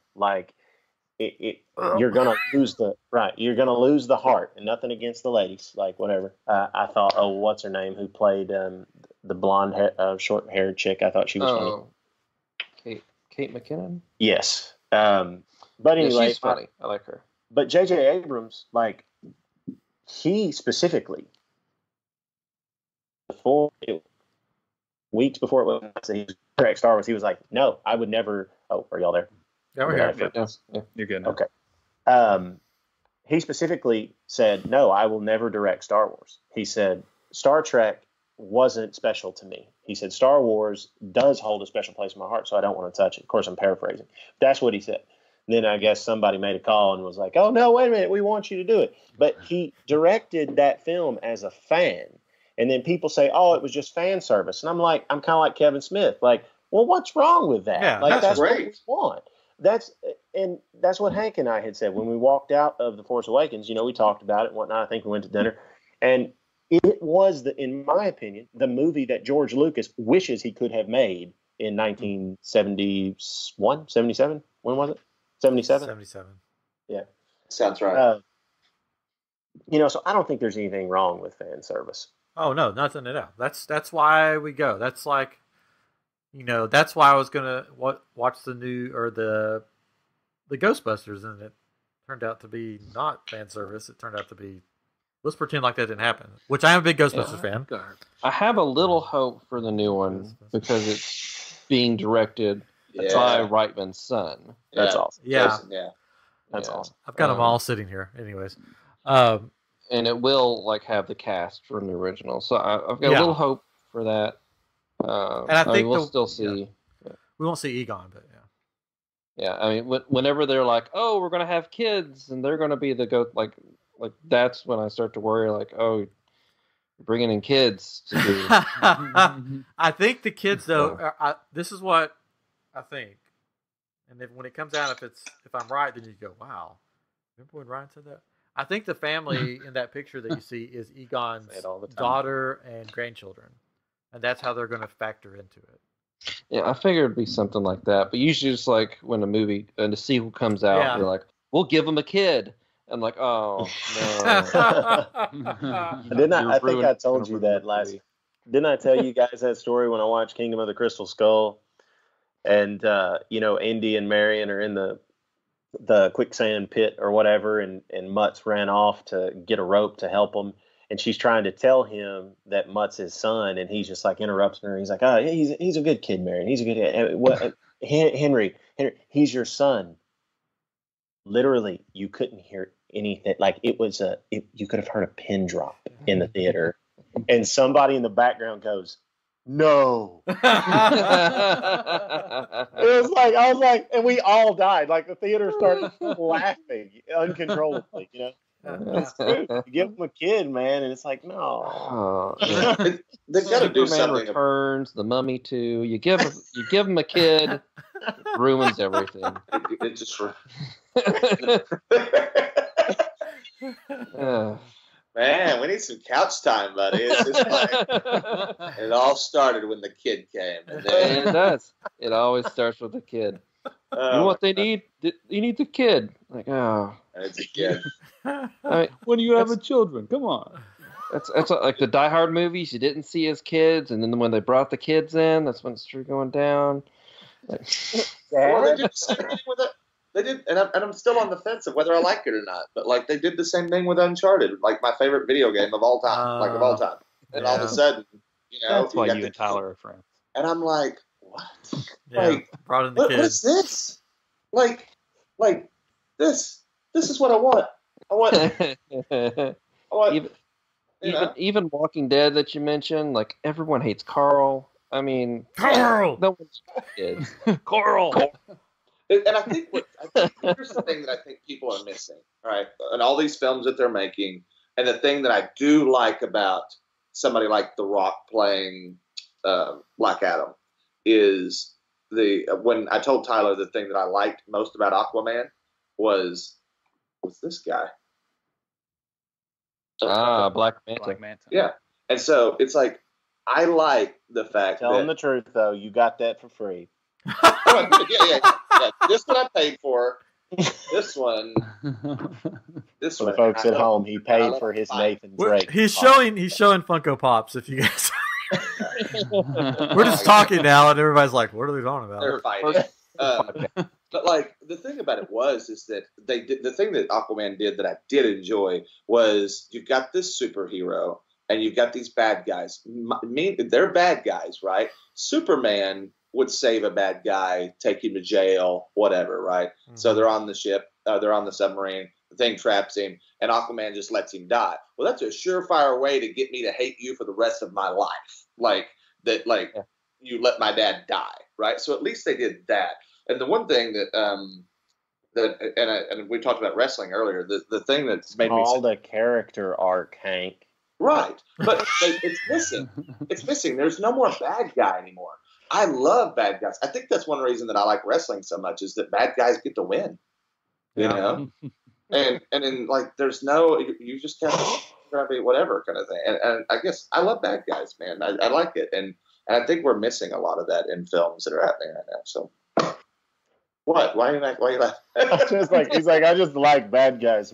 well, because if you want to make somebody, it's one thing that I did learn in my little, to write is, watching wrestling. My mother would take me to Memphis, in the 70s and 80s, well, 80s because that would be like early 80s, and I would watch some of those guys that were huge, like Jay Lawler, $1 Million Man, all that kind of stuff. And it's right when people really thought that it was still real, Yeah, it is. Wait, hold on.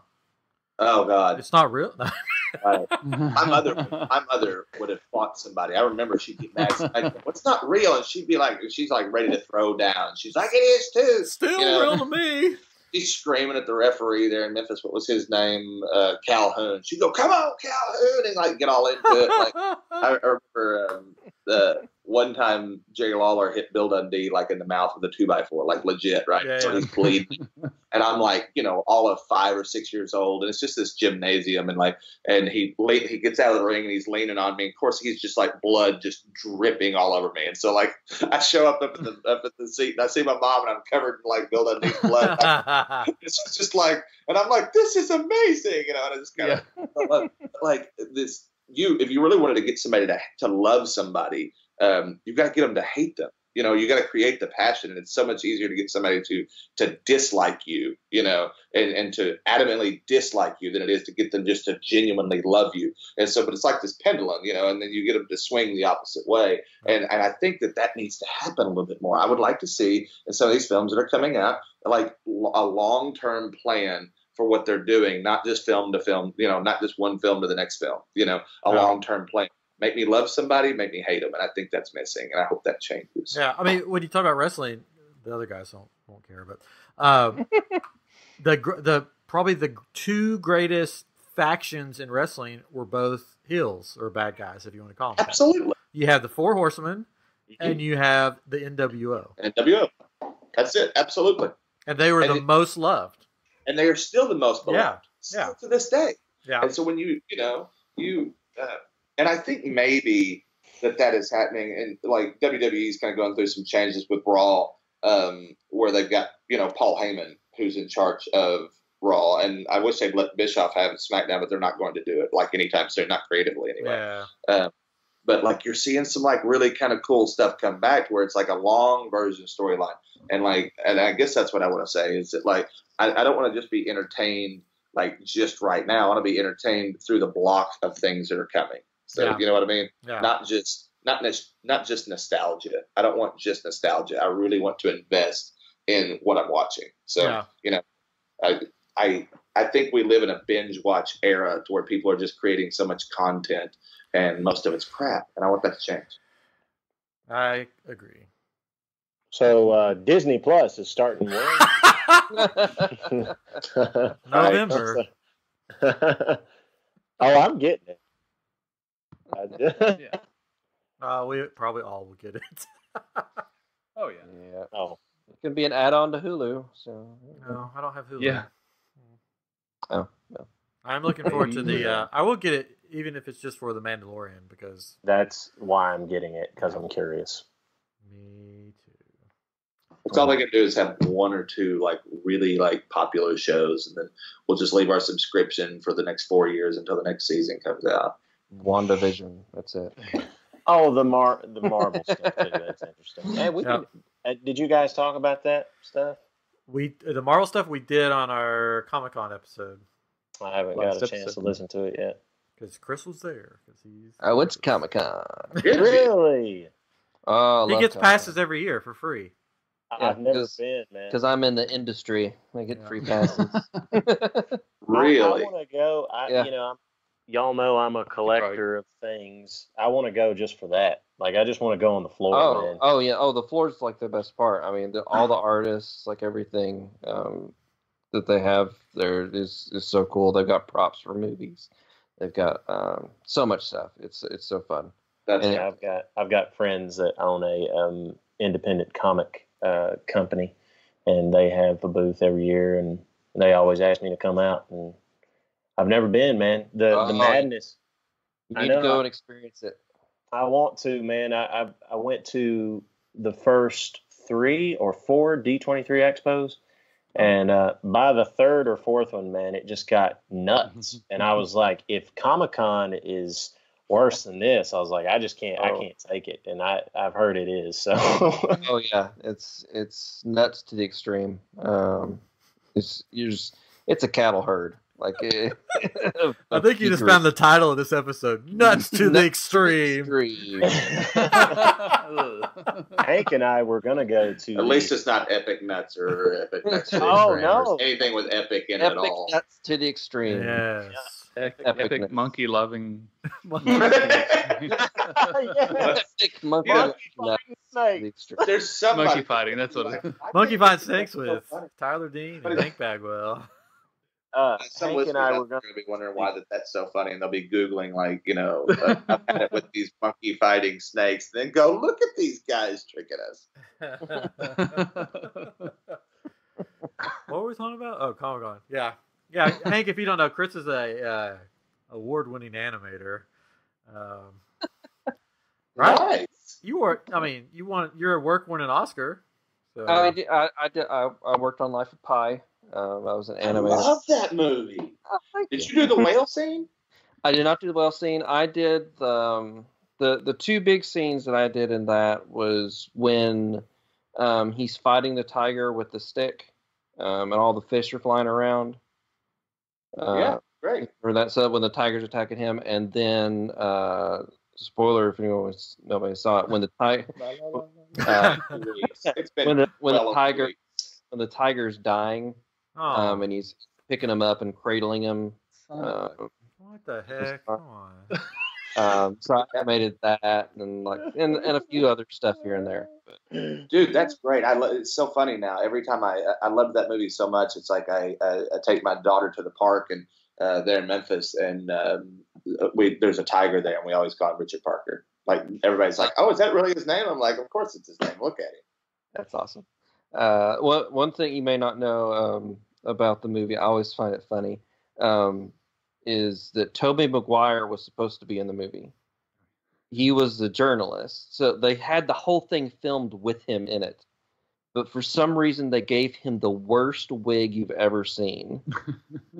And it just looked ridiculous. It was so stupid. Like, we were watching it, like, this is gonna be horrible. Like, nobody's gonna want to watch this. And so they refilmed the whole thing with a different actor. Why didn't they just bring him back without the wig? He wasn't doing a good job at it either. Like, really? Yeah, and it's just like, why is Tobey Maguire here? And he's a journalist too, so it's kind of like he's working for a newspaper. Like, is Peter Parker in here? Like, what's he doing? It was so out of place for him. It was so weird. But yeah, there's a little tidbit. Yeah, that's so awesome, man. He's done a bunch of movies like that. Like, I'm a nerd when it comes to stuff like that. I've got this book that I keep, and I read it every now and then. It's like the 20 movies you'll never see, that kind of stuff, or 100 movies you'll never see, or whatever it is. And like, it starts talking about reasons why projects fell through, or reasons why actors were, out. And it's not like what we're going through now, where it's like, oh, some scandal. It's always something like, he was just terrible. Like, and Yeah. And I like Tobey Maguire, but it's just it was just bad. I don't know what. I wonder what that. I don't know what that is, as far as like even just a little bit of acting that I've done, and I love it. Like, I would rather be in front of the camera than behind it a lot of times. But there's something passionate. See, and I'm the other way around.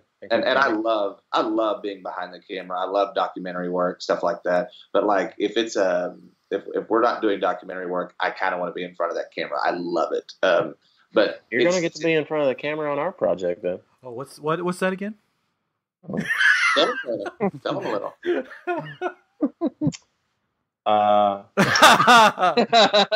So you got all these things you hold close to your vest. You got to give them something, man. Come on. Is Batista going to be in it? No, he is not. But Hank keeps trying to get Batista in our stuff, and I'm like, dude. First of all, that's like asking Chris Pratt to come be in it now. Like, I'm trying to get him to use. There's a lot of those wrestlers who live in Florida and Nashville. Rusev lives in Nashville. Rusev Crush. Yeah. Anyway, go ahead. I don't know. Like 3 or 4 years ago, we being my dad, his girlfriend, we went to I don't know what you would call it. Like, it's a goodbye party for a building. And everybody was gone and like paying their respects because they were going to tear down this building that had all these memories. My dad recorded there. Everybody recorded there. Paul McCartney cut there. Everyone from Paul McCartney to Dolly Parton.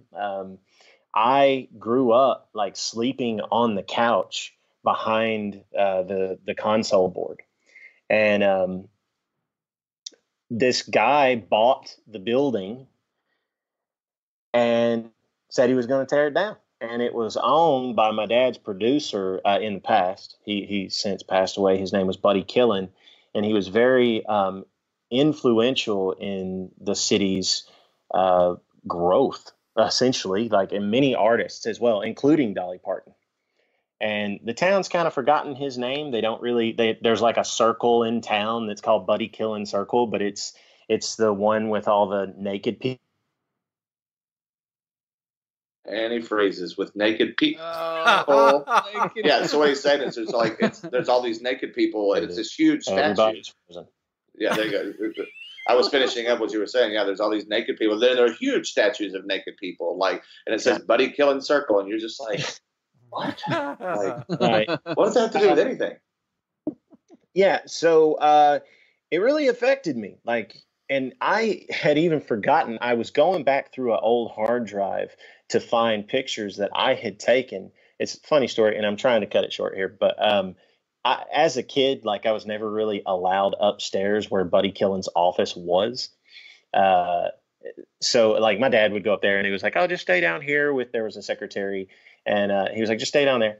So I kind of thought, I was like, well, this place is going to get bulldozed down. I'm going up there now. So I went upstairs, and the door was locked. And I even went and tried to find the key where I knew the keys were hanging in this little copy room. But anyway, so I had went around the building and taken a bunch of pictures. And I was trying to find those pictures for the project we're working on. And I found a video that I had forgotten I recorded of myself standing in the tape room. For those young listeners out there, not everything was always on a computer. They actually recorded things on tapes, reel to reel. And I talked about how much it meant to me and how sad that it was that they're tearing it down, right? So that was just always in the back of my mind. And Hank and I started talking about 2 years ago, I think. Yeah. And he had started the documentary on the Vietnam veterans that he mentioned. And he said, I can help you do a documentary on this. I was like, well, I'm doing this music video. I'm trying to finish my EP, maybe when that's all said and done. So we've talked about it on and off. And one of the guys who was going to be involved in the project co-owned the building with Buddy Killen. He was the engineer. He recorded, like I said, Paul McCartney and all of these people, the Oak Ridge Boys and people like that. He died recently.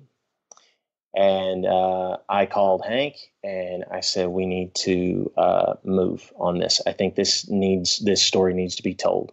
And so that's what we're doing. We're talking about Nashville and how they're tearing down these buildings and how it is important to protect our history and remember where we came from, essentially. Wow. Oh, that's really cool. Yeah. So the whole thing that is Tyler Dean needed to kind of take a back seat for this because I felt like it was more important. So that's what we're doing. That's cool. Very cool. Yeah. I'm excited about it. It's going to be really, really cool when it's all said and done. So it's just we're kind of waiting on me to finish a couple of things that I've got to finish up. And a couple. It's so funny. I got to tell you something, Chris. You may love this, or at least relate to it. People will call me, and I've learned to edit. I edit a lot of my own stuff, and people will call and go, "Oh, well, just throw that in. Just throw it together." I'm like, "Oh yeah, yeah. What are you talking about? You just throw it together, And it's like, or pop it in there. Pop it. Oh, that one drives me crazy. Oh, just pop this in there. It'll take any time. You kind of did that to me today, though, Hank. What'd I do? You said, "Yeah, I just need an 8 and a 0 in there. Can you just pop that in there?" Well, no, that's what I was asking sincerely, though, because I was like, "Is that how big is that?" By the way, have you finished that yet? No. Yeah, I love when people do that to me. They're just like, "So how's that coming? How's that coming?" Well, it's the same as it was yesterday. I would start being like, "You've got it in your email. Have you not checked it? Let me try it again." I don't do that. Yeah. I don't do that at all. What are you talking about, man? That's right. So, yeah, our servers don't like each other. What the crap, man? So what about that new Universal Park? What do you think about that? I'm just kidding. You're talking about like Universal Springs? Yeah, no, I'm just kidding. Are they selling blue milk with alcohol in it? I can't wait for that. I've heard it's horrible.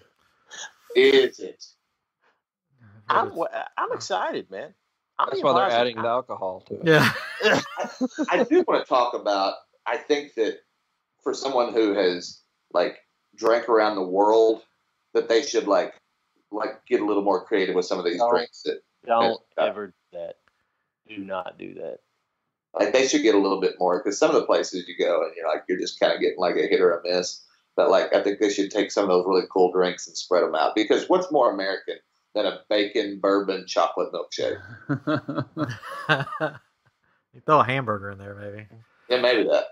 Hank, yeah. You went drinking around the world and you wound up wearing half a Donald Duck costume on a motor coach. Like, that's asking people why Pleasure Island wasn't still there. Are there Okay, pictures of this? No, the sad part of that story is I wish it would have ended that way. That would have been a better story. I wish it would have ended that way. Is that why your Animal Kingdom is your favorite park? Because you're banned from Epcot now? Okay,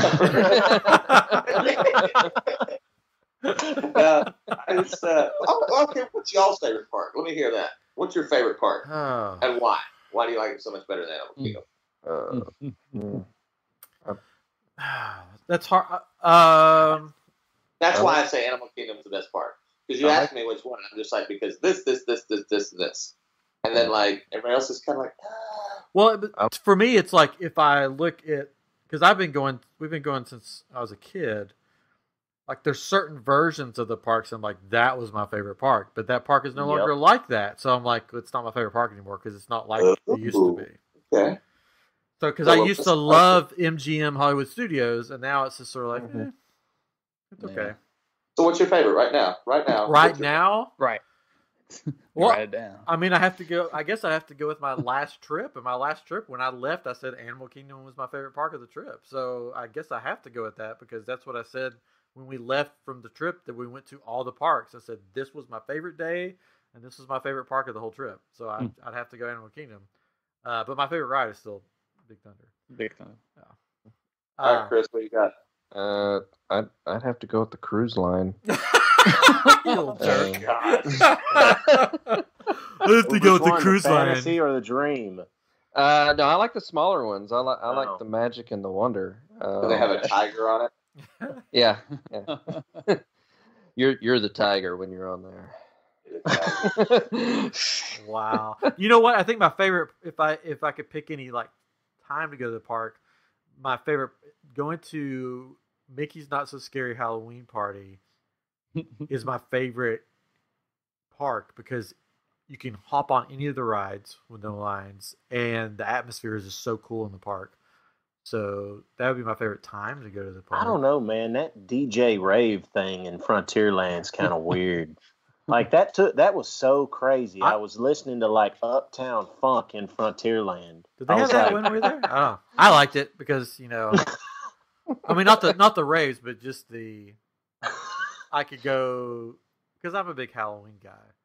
So all the lights and all the like the Haunted Mansion with the lady sitting out front, the ghost lady that talks to you while you're that's in cool. line, and the Dapper Dans all dressed up in their Halloween garb. What are they called? The Cadaver Dans? Yeah, Cadaver Dans. Yeah. And really, Uptown Funk, I mean, that's a really old song that's been covered by Bruno Mars. I mean, it was from Frontier Times. Oh, that Uptown Funk's gonna get you. That Uptown Funk. What's that? Uptown Funk you up. Uptown Funk you up. Easy there. Don't smile too hard, Hank. I'm trying not to. Catron, what do you got, man? Are you gonna stick with Animal Kingdom? No. You said earlier that you feel like I you're in know. like you're with Mother Africa. You're in Africa. I know. So whenever we go, my family goes, and we always, if we don't start off going to Magic Kingdom first, then we don't feel like we're at Disney World, because that's what we think of when we say we want to go to Disney World. We want to go to Magic Kingdom and do all of those rides, because a lot of our favorite rides are there, and experience the magic. Like we've gone at Christmas time, we've gone at Halloween time, we've done those parties and all of those things that happen during those things, and it's all these memories that we have there. So I think that's my favorite park. But there's a lot of annoying things in there nowadays, but that's what we think of when we think of Disney. I'm going to say Magic Kingdom just because of classic, but then second would be Animal Kingdom. Or I could say Disneyland, I guess, because of classic. Mm-hmm.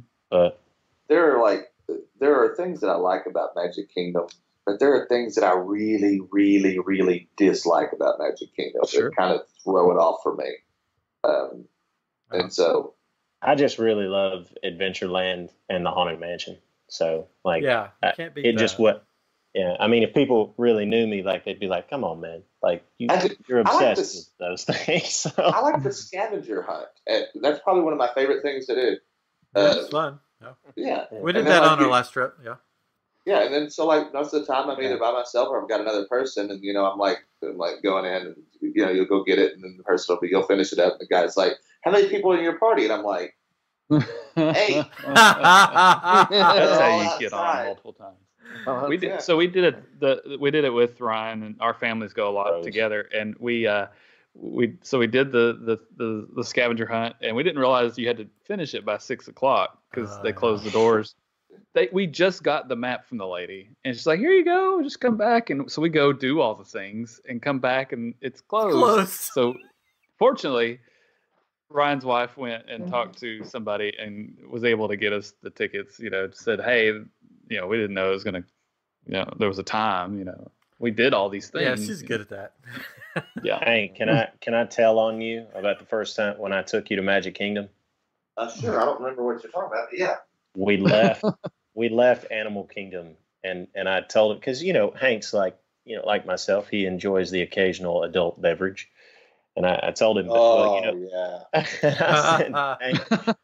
I said, Hank, there's no alcohol served at the Magic Kingdom, and he stops dead in his tracks. I think I videoed this, and we were doing a video, and he goes, "Why are we going?" That's the reason. When I was going to say there's something that I hate about Magic Kingdom, that's it. So, it's like if you're at Animal Kingdom, you can get a beer, you can go to It's a Bug's Life, or It's Tough to Be a Bug, and, you can just get over this whole screaming kid thing. But, man, you go to Princessville, and it's just bad. And so, here's another thing. So, I got these cards, because I've just been doing this. So, you tell me, that's not the coolest souvenir. Well, I can't see what those little cards that you get in that thing. And it's just they're just cool. I want to frame them. And these maps are awesome. And it's kind of really cool. That's cool. Whoever thought of this should do more stuff like that. I just think it's super cool. Or change it up some too, But, so the thing at Epcot that was the Agent P is going to be DuckTales. They're redoing it or whatever. So that'll be interesting. But it's an app thing. It's not like you get anything from it. I mean, and that's the way the Agent P was. You use the app and you go and it would interact with things, but you didn't have the map like you do with the Pirates. That's one of the best souvenirs. My kid's 8 years old and he loves that stuff. Loves the Pirates and we were. Unfortunately, we've lost the map. I thought it was in his backpack, it stayed there forever, and I have no idea where it is. So we're going to have to get another one. But that's one of the coolest things. DuckTales. I haven't done the wizard thing. I'm talking about the map. The map in Pirates, what we're talking about. But at Epcot, they do the Agent P. And and it tells you you get these clues and you go around it's similar and you interact with these things, but it'll be DuckTales. That's the third change because it used to be Kim Possible. Kim now Possible, it's Agent P. So now it's gonna be DuckTales. And it's all the same effects, pretty much, right? Yeah. Oh yeah. Just different story. I will say one of the coolest things that happened to me at Magic Kingdom was when Tyler told me there was no alcohol. Is that snuck some in. I said, "You're kidding me." I'm in this whole place, there's not any alcohol. And he's like, "Well, there is this little cantina that you can go." And so, it was when I was first like a real Disney, becoming a fan of Disney, right? And I was just like, I don't understand. And I wound up going into the cantina, right? And so I'm like taking pictures and like Snapchatting and stuff, and like everybody's freaking out because I'm in the little, and I didn't realize it, but like I'm in the butterfly room, just like having a beer. And everybody's like, "How did you get in the butterfly like booth?" And I'm just like, "I didn't know this was a big deal." We're not supposed to be in, so it's been kind of cool, just like little things like that happen. So, yeah, I didn't understand that. I will say, like, I haven't been to a Disney park in a while, but yeah, like growing, I know I'm terrible. I will say, like Ryan, growing up, MGM would be like my pick. Like growing up, it was a great park. But really, like now, like, and my wife's probably influenced me a bit because she doesn't like to do roller coasters. She doesn't like to do rides like that. But nice. Oh. But look at it. It's a picture of Tyler at MGM. That's adorable. So she doesn't do roller coasters. Yeah, she doesn't do roller. She doesn't do rides. It just makes her sick. So we really enjoy Epcot a lot. Going there because there's just a lot to just walk around and see and do, and you don't have to you don't necessarily have to do any rides there in order to enjoy it. I love Epcot, but I love old Epcot. Old Epcot. That's what I was just about to say. Yeah. But I mean, it's been like 5 or more years since we've been there. Old So. Epcot. Epcot Hank Center. He hasn't. I really, because I guess I'm like Hank's go-to when it comes to talking about like old school Disney stuff. Because, like I said earlier, he's got his passions and I've got mine, and he shares his with me, and vice versa. And I've never really discussed like old Epcot Center with him, but he would just Epcot would be a contender for his favorite part. Yeah, he loved it. Yeah, I mean it was incredible, but hey, we've got to just. What do they say? If you focus on the past, you'll never see where you're going, or something like that. Sure. I don't know, man. Sometimes I think they need to hold on to a little bit of that stuff. But yes, I agree. Mission Space I'm is all so about- much better than Horizons. What's that? I said Mission Space is so much better than Horizons. You shut your mouth.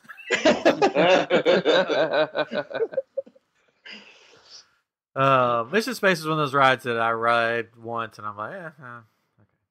I don't ride it because I don't want to die. Hey, so I got to tell you something cool. So the guy that I met that builds the roller coasters, right? So he's like building the Guardians of the Galaxy thing right now. And I was like, man, do you do you get to like hang out? I mean, like, you get to ride them first? He's like, oh no, as soon as it's done, they're like, okay, get out. And so and he laughed. He goes, no, we get like, passes and stuff like that. But one thing he told me was cool, and I don't know if anybody knows this or not, but it didn't, like, I didn't know it. He's like, when the park closes, they still do it. They take these like 200-pound sandbags that are like, humans, and they throw them in the ride and they run the ride for a while. And like, just to make sure that it's like, not going to fall apart or something like that. And I thought, man, that's crazy. Like, who has that job? Picking up 200-pound sandbags shaped like a dead human and throwing them in. They also use, you can look it up. They also have the big water tanks like that are shaped like humans that they fill with water and put those in there too. Really? Why is it shaped like a dead human? Well, it's not like one? No, I mean it's like okay, so maybe I said This one had its head decapitated. What are those little fighting robots that used to hit and they just go limp? It's like let go and they like come back ready to fight. Yeah, it's like maybe not in the shape. Okay, it's just like in a shape. Like how the person's sitting there. They have those for all the resorts. They have those for the pools, and they'll come. It looks like a dead human, pretty much like the shape. And somebody will, like, I was in the pool one time and I see this like lifeguard, I guess it was the head lifeguard, and he's got it in his arms. He's like sneaking around and he just like leans over and slides it into the pool. And I'm like, what the heck is going on? So there's like this dead, like, looking human at the bottom of the pool now. And I'm like, okay. And then all of a sudden I hear whistles. And then like from every part of the pool area, lifeguards just in their full clothes just jump in the pool and grab the dead human and pull it out. And that's just part of their training. But I'm like, shouldn't you like tell your guests, hey, don't be alarmed. Getting ready to slide a dead human body into the pool right beside you. Don't worry. If that little thing is not blue, I don't know what they're doing with their lives. Like, if you're gonna freak your guests out, I mean, like, go for it. Like, be like, not like pull it up and be like, oh, that's just a dummy. Like, pull it up and go, oh my gosh. Yeah. I mean, if they want a real analog, it should just be a dead pig that they're shoving in there. Oh God! Wow. They did it on Mythbusters all the time. I mean, good night, everybody.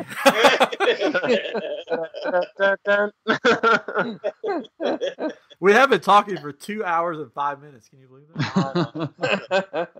I've had a blast. I not only love listening to long podcasts, I love being on them, man. So cool. Got anything else, or do we want to end with a dead pig? I don't know. I don't want to end with a dead pig. I do want to talk about one thing before we go. Okay. One thing. It's a. Is it your new religion? My new religion? No. No, I was gonna I really wanted to nerd out about wrestling for just a second. Do it. Huh? Do it. It's just I'm happy with what's happening. I'm happy that like I said, I learned to write by watching wrestling. If that makes any sense at all. No, it makes perfect sense to me. And so, but I'm happy to see that it's changing. I like that AEW is coming in and forcing them to kind of like break the mold a little bit, like to come back and not just be so like blah. Like you never can tell the storyline's changing from one day to the next. And I like that like some of these new guys are getting a shot at things, and we're talking a lot about what we're doing right now. So SummerSlam, I'm excited to see what they're going to pull off. And it's just, yeah. Yeah.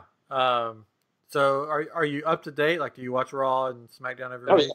So who's Roman Reigns going to be facing? Who pushed the scaffolding on top of him? They're saying it's funny because while I was watching it, I've been on travel and I just got back, so I was watching it last night today, and I was like, wait a second, there's a dude right there, and like with his back turned, and they're saying that it's Buddy Murphy. That's who it looked like. We're wearing the same shirt and everything. Yeah, so if it's him, that would be cool. But like, I think I hope they just keep changing and doing this stuff. That like the Brock Lesnar Seth Rollins feud is probably my favorite that's going on right now, and I'm not a Seth Rollins fan. Sorry, Seth, if you listen to the podcast. Yeah, he does. He's one of our biggest fans. He does. Hey, Seth. But like, and I think that's my favorite one that's coming. And I was at the Raw reunion show because it was over in Tampa, and like some of the guys come out, but Roman Reigns is not my favorite, but he got the biggest, like, arguably, like, probably one of the biggest pops. So his music hit, and everybody kind of like went nuts, Yeah.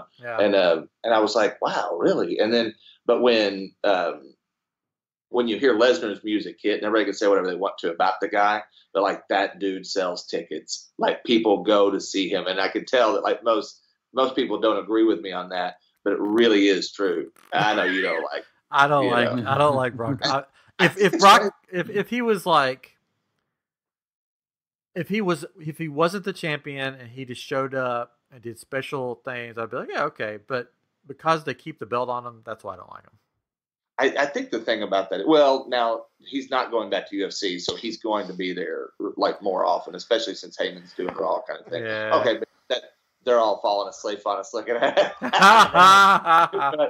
I gotta say, last night's segment with him was great. We can end it there, but I dig it. But Tyler, I mean, all of you guys, I mean, the thing is what piques my interest right now with wrestling is not sort of what's going on TV, but that they're hiring, like we said, these guys from the 90s to come back and basically have, be in charge of a creative. But like we were talking about earlier, like we were talking about earlier with writers, and we wanted something fresh. The thing driving me crazy is that even though they hired these guys, they're not giving them control, because it came out that like last week's SmackDown was rewritten by Vince McMahon 4 hours before the show. Yeah, twice, absolutely. And well, they're saying that SmackDown is not, that guy's not in charge of it, but Raw is pretty much Heyman's now. But I will say this.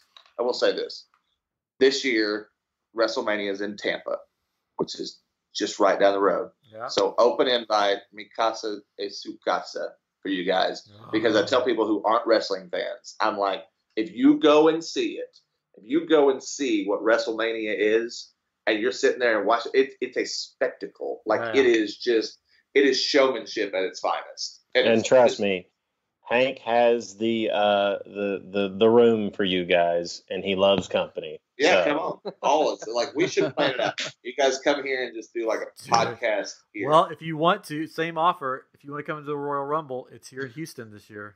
Dude, I'm down. Like I'm the wrong. Yeah, be careful. Be careful. I have no one to go with. Brother, who are you? I mean, like I'm Hank. Remember that? Remember we were going to the Royal Rumble? Yeah. Like I'm down. Like, tell me that you don't like Star Wars. Hank's like, no, I love it. Look, I brought the DVDs. I love the Star Wars.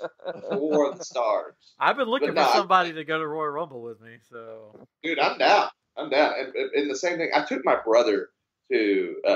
He's probably not going to listen to this, so I can say this. My brother doesn't get excited about anything. I love him, but like he doesn't get excited about anything. I don't know, like when Jesus comes back one day, he's going to be like, I mean, that's all you got? Really? That was it? I mean, it's going to be like, nothing is going to impress this guy, And so I took him to WrestleMania, and because we've been talking about it since we were like kids, and I'm finally like, we're going to do it this year. So I took him, and we had a blast. And then even afterwards, he was just kind of like, it was all right. And I was like, and this is a guy who screams and yells at the TV, with me, watching wrestling or football or whatever kind of stuff. But it was funny. But yeah, WrestleMania, I've always told people, like, if you're not a wrestling fan, like, just watch it. You don't have to know anything. Like, they'll fill you in on everything that's going on. It's just just to watch what they do is just incredible. So, it is incredible. So yeah, let's do that. That sounds like a good time. Do it. Tyler's going with us. He should. He would love it. Like if he got into it, he would absolutely love it. Because not only does it give you something else to gripe and complain about, because I love doing that. It's just kind of like, it's like Bob Iger's not in charge. Like Vince McMahon is the Bob Iger of WWE of wrestling, and it's just kind of like when you're talking about, you can look at the shift of what's happening with Raw, like, and go, oh, dude, that's amazing. And then you look over at what's happening with SmackDown, and you're like, like, what's going on here? And so we should do that. Like Royal Rumble, WrestleMania, let's do it. And Tyler, you may get a job out of it because if Vince McMahon sees you, he'll be like, I like that big piece of meat. I want to hire him. Don't call me Big Country. That's my Big Country. There you go. Here he comes. There's a song you could enter to the ring in. Oh. Oh, shut up.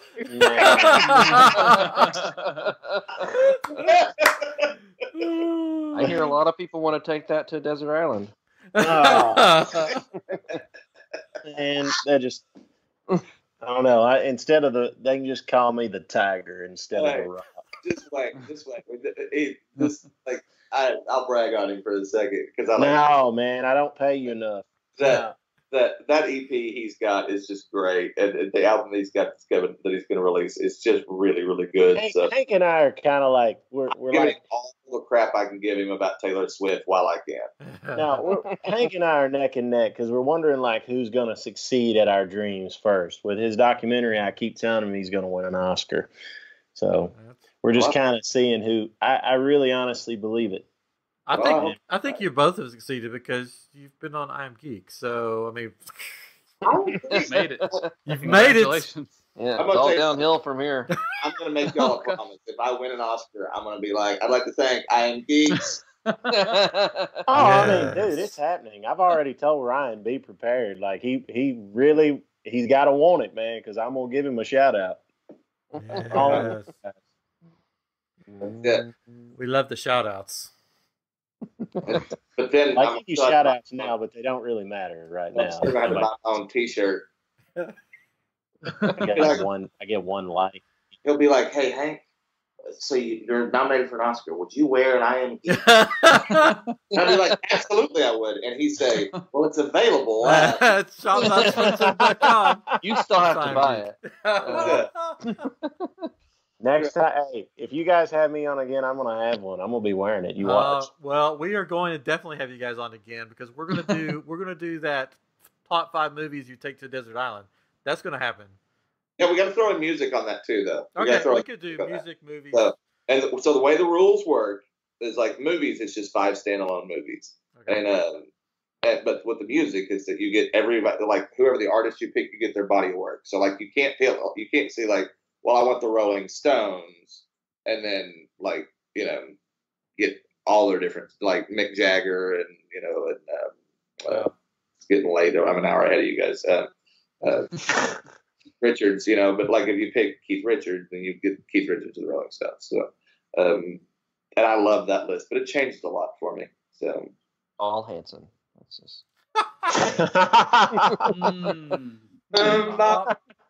Just the one song. None of the other ones. I just need the one song. Do they have other songs? On repeat. Can you imagine being stuck on a desert island? Yeah. Bop on repeat. Oh gosh. That would be horrific. They would find my body on the island, and then they would find the iPod, and they'd be like, "Oh, okay, I get it. Yeah." He had plenty of food and water. I don't understand. Yeah. Oh, okay, I get it. That should be in the like Dwayne Johnson, D. Jitty, if you're listening. You should like do that in the new Jumanji. There should be some guy who's just been lost. It's Chris, and he's been lost there for forever. And he just listens every now and then. He just shows up listening to Mbop, just like it shows up. By the way, I'm not excited about the trailer on that second one. I know we don't need to get off into that, but like I saw it, and I was like, what? It's gonna be hard to top the first one. Again, writing them too quickly, just writing them just to be writing them, and I don't get it.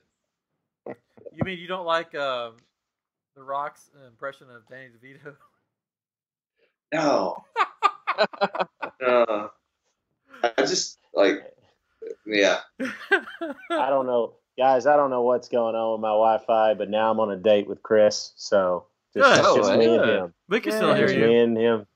That's it. Yeah. You need to get that frame put up there next to the Taylor Swift thing. He is gonna send me a text after this is over with, going, "How many times?" No, man. No, it's good. It's an accomplishment. I've told them before. I'm thankful for that song. I'm not just being politically correct. I am thankful for that song because it got me like what little popularity or like publicity I got was because of that song. So I owe it to it, man. Katrin will send you a signed headshot if you want it. He's got like a ton of them laying around. Mm-hmm. Yeah. I took screenshots. I want one of those autographed ones. With every T-shirt you buy, you get a free headshot of. Son of a. Here with that T-shirt. We ought to buy one and be like, you know what? Don't send it without an autographed photo. Yeah. I don't want it back. Great. Yeah. Anyways, okay, so I've got to edit this whole thing, and so I think it's that time. I mean, good luck, man. No, there's nothing to edit, but I got to add in music, all that stuff. Make it perfect. You could always edit out that little comment that's going to get me trolled on Twitter if any WWE fans hear me call. No, man, no, that's raw right here. Raw. The real Hank Bagwell revealed. He hates Shrek and women. It's gonna be horrible. They're gonna be like, "Yo." Anyway, yeah.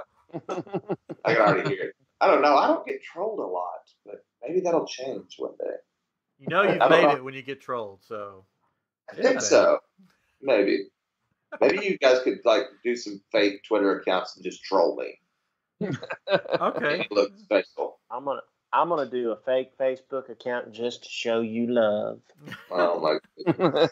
So Ryan, you could troll him with your bippity boppity poop. Yeah. No, we can't give it away, Dad. We don't. Oh, it's not us. I don't know. Can't give away my idea because then somebody's going to steal it. We already talked about it. Oh, we did? I thought we did. I thought that's where we came up with it. Was on the show. But You got too many of those. we'll tell you later. After we stop, I'll tell you about my book, and then I know if it comes out, I'll know it's one of you guys that did it. Anyways, thank you for joining us, guys. Tyler, again, thank you for coming back and hanging out with us. You're welcome anytime. Dude, I love it. Yeah. And Hank, thank you for, letting us be your first. Yeah, I'm down. Oh, wow. I'd like to thank the I Am Geek podcast. It's been great. And you're welcome back anytime. Thanks, man. I They were enjoyed it. gentle Anytime on guys you, want me, Hank. I love it. Yeah. What's that? I said they were gentle on you, buddy. Great. I appreciate it. Always remember your first. Yeah. Oh, wow. Oh, I man. made it this far being so good, and you Yeah. guys just keep hating me. You guys just keep hating me. Welcome to I Am Geek After Dark. There you go. Anyway, so thank you guys, and thank you listeners for listening. And please, if share with all your friends, give us some likes and some 5-star reviews, all that stuff. We love to T-shirt purchases. Yeah, we haven't plugged that one enough. My God, this episode needs to be please buy a T-shirt. Yeah. Anyways, thank you guys for listening, and we will get with you next week here on I Am Geek. Good night, everybody.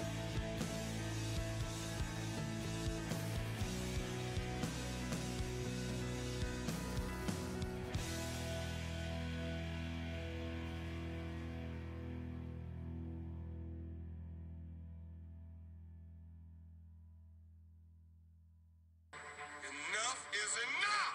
I have had it with these monkey fighting snakes on this Monday to Friday plane! Everybody strap in! I'm about to open some freaking windows.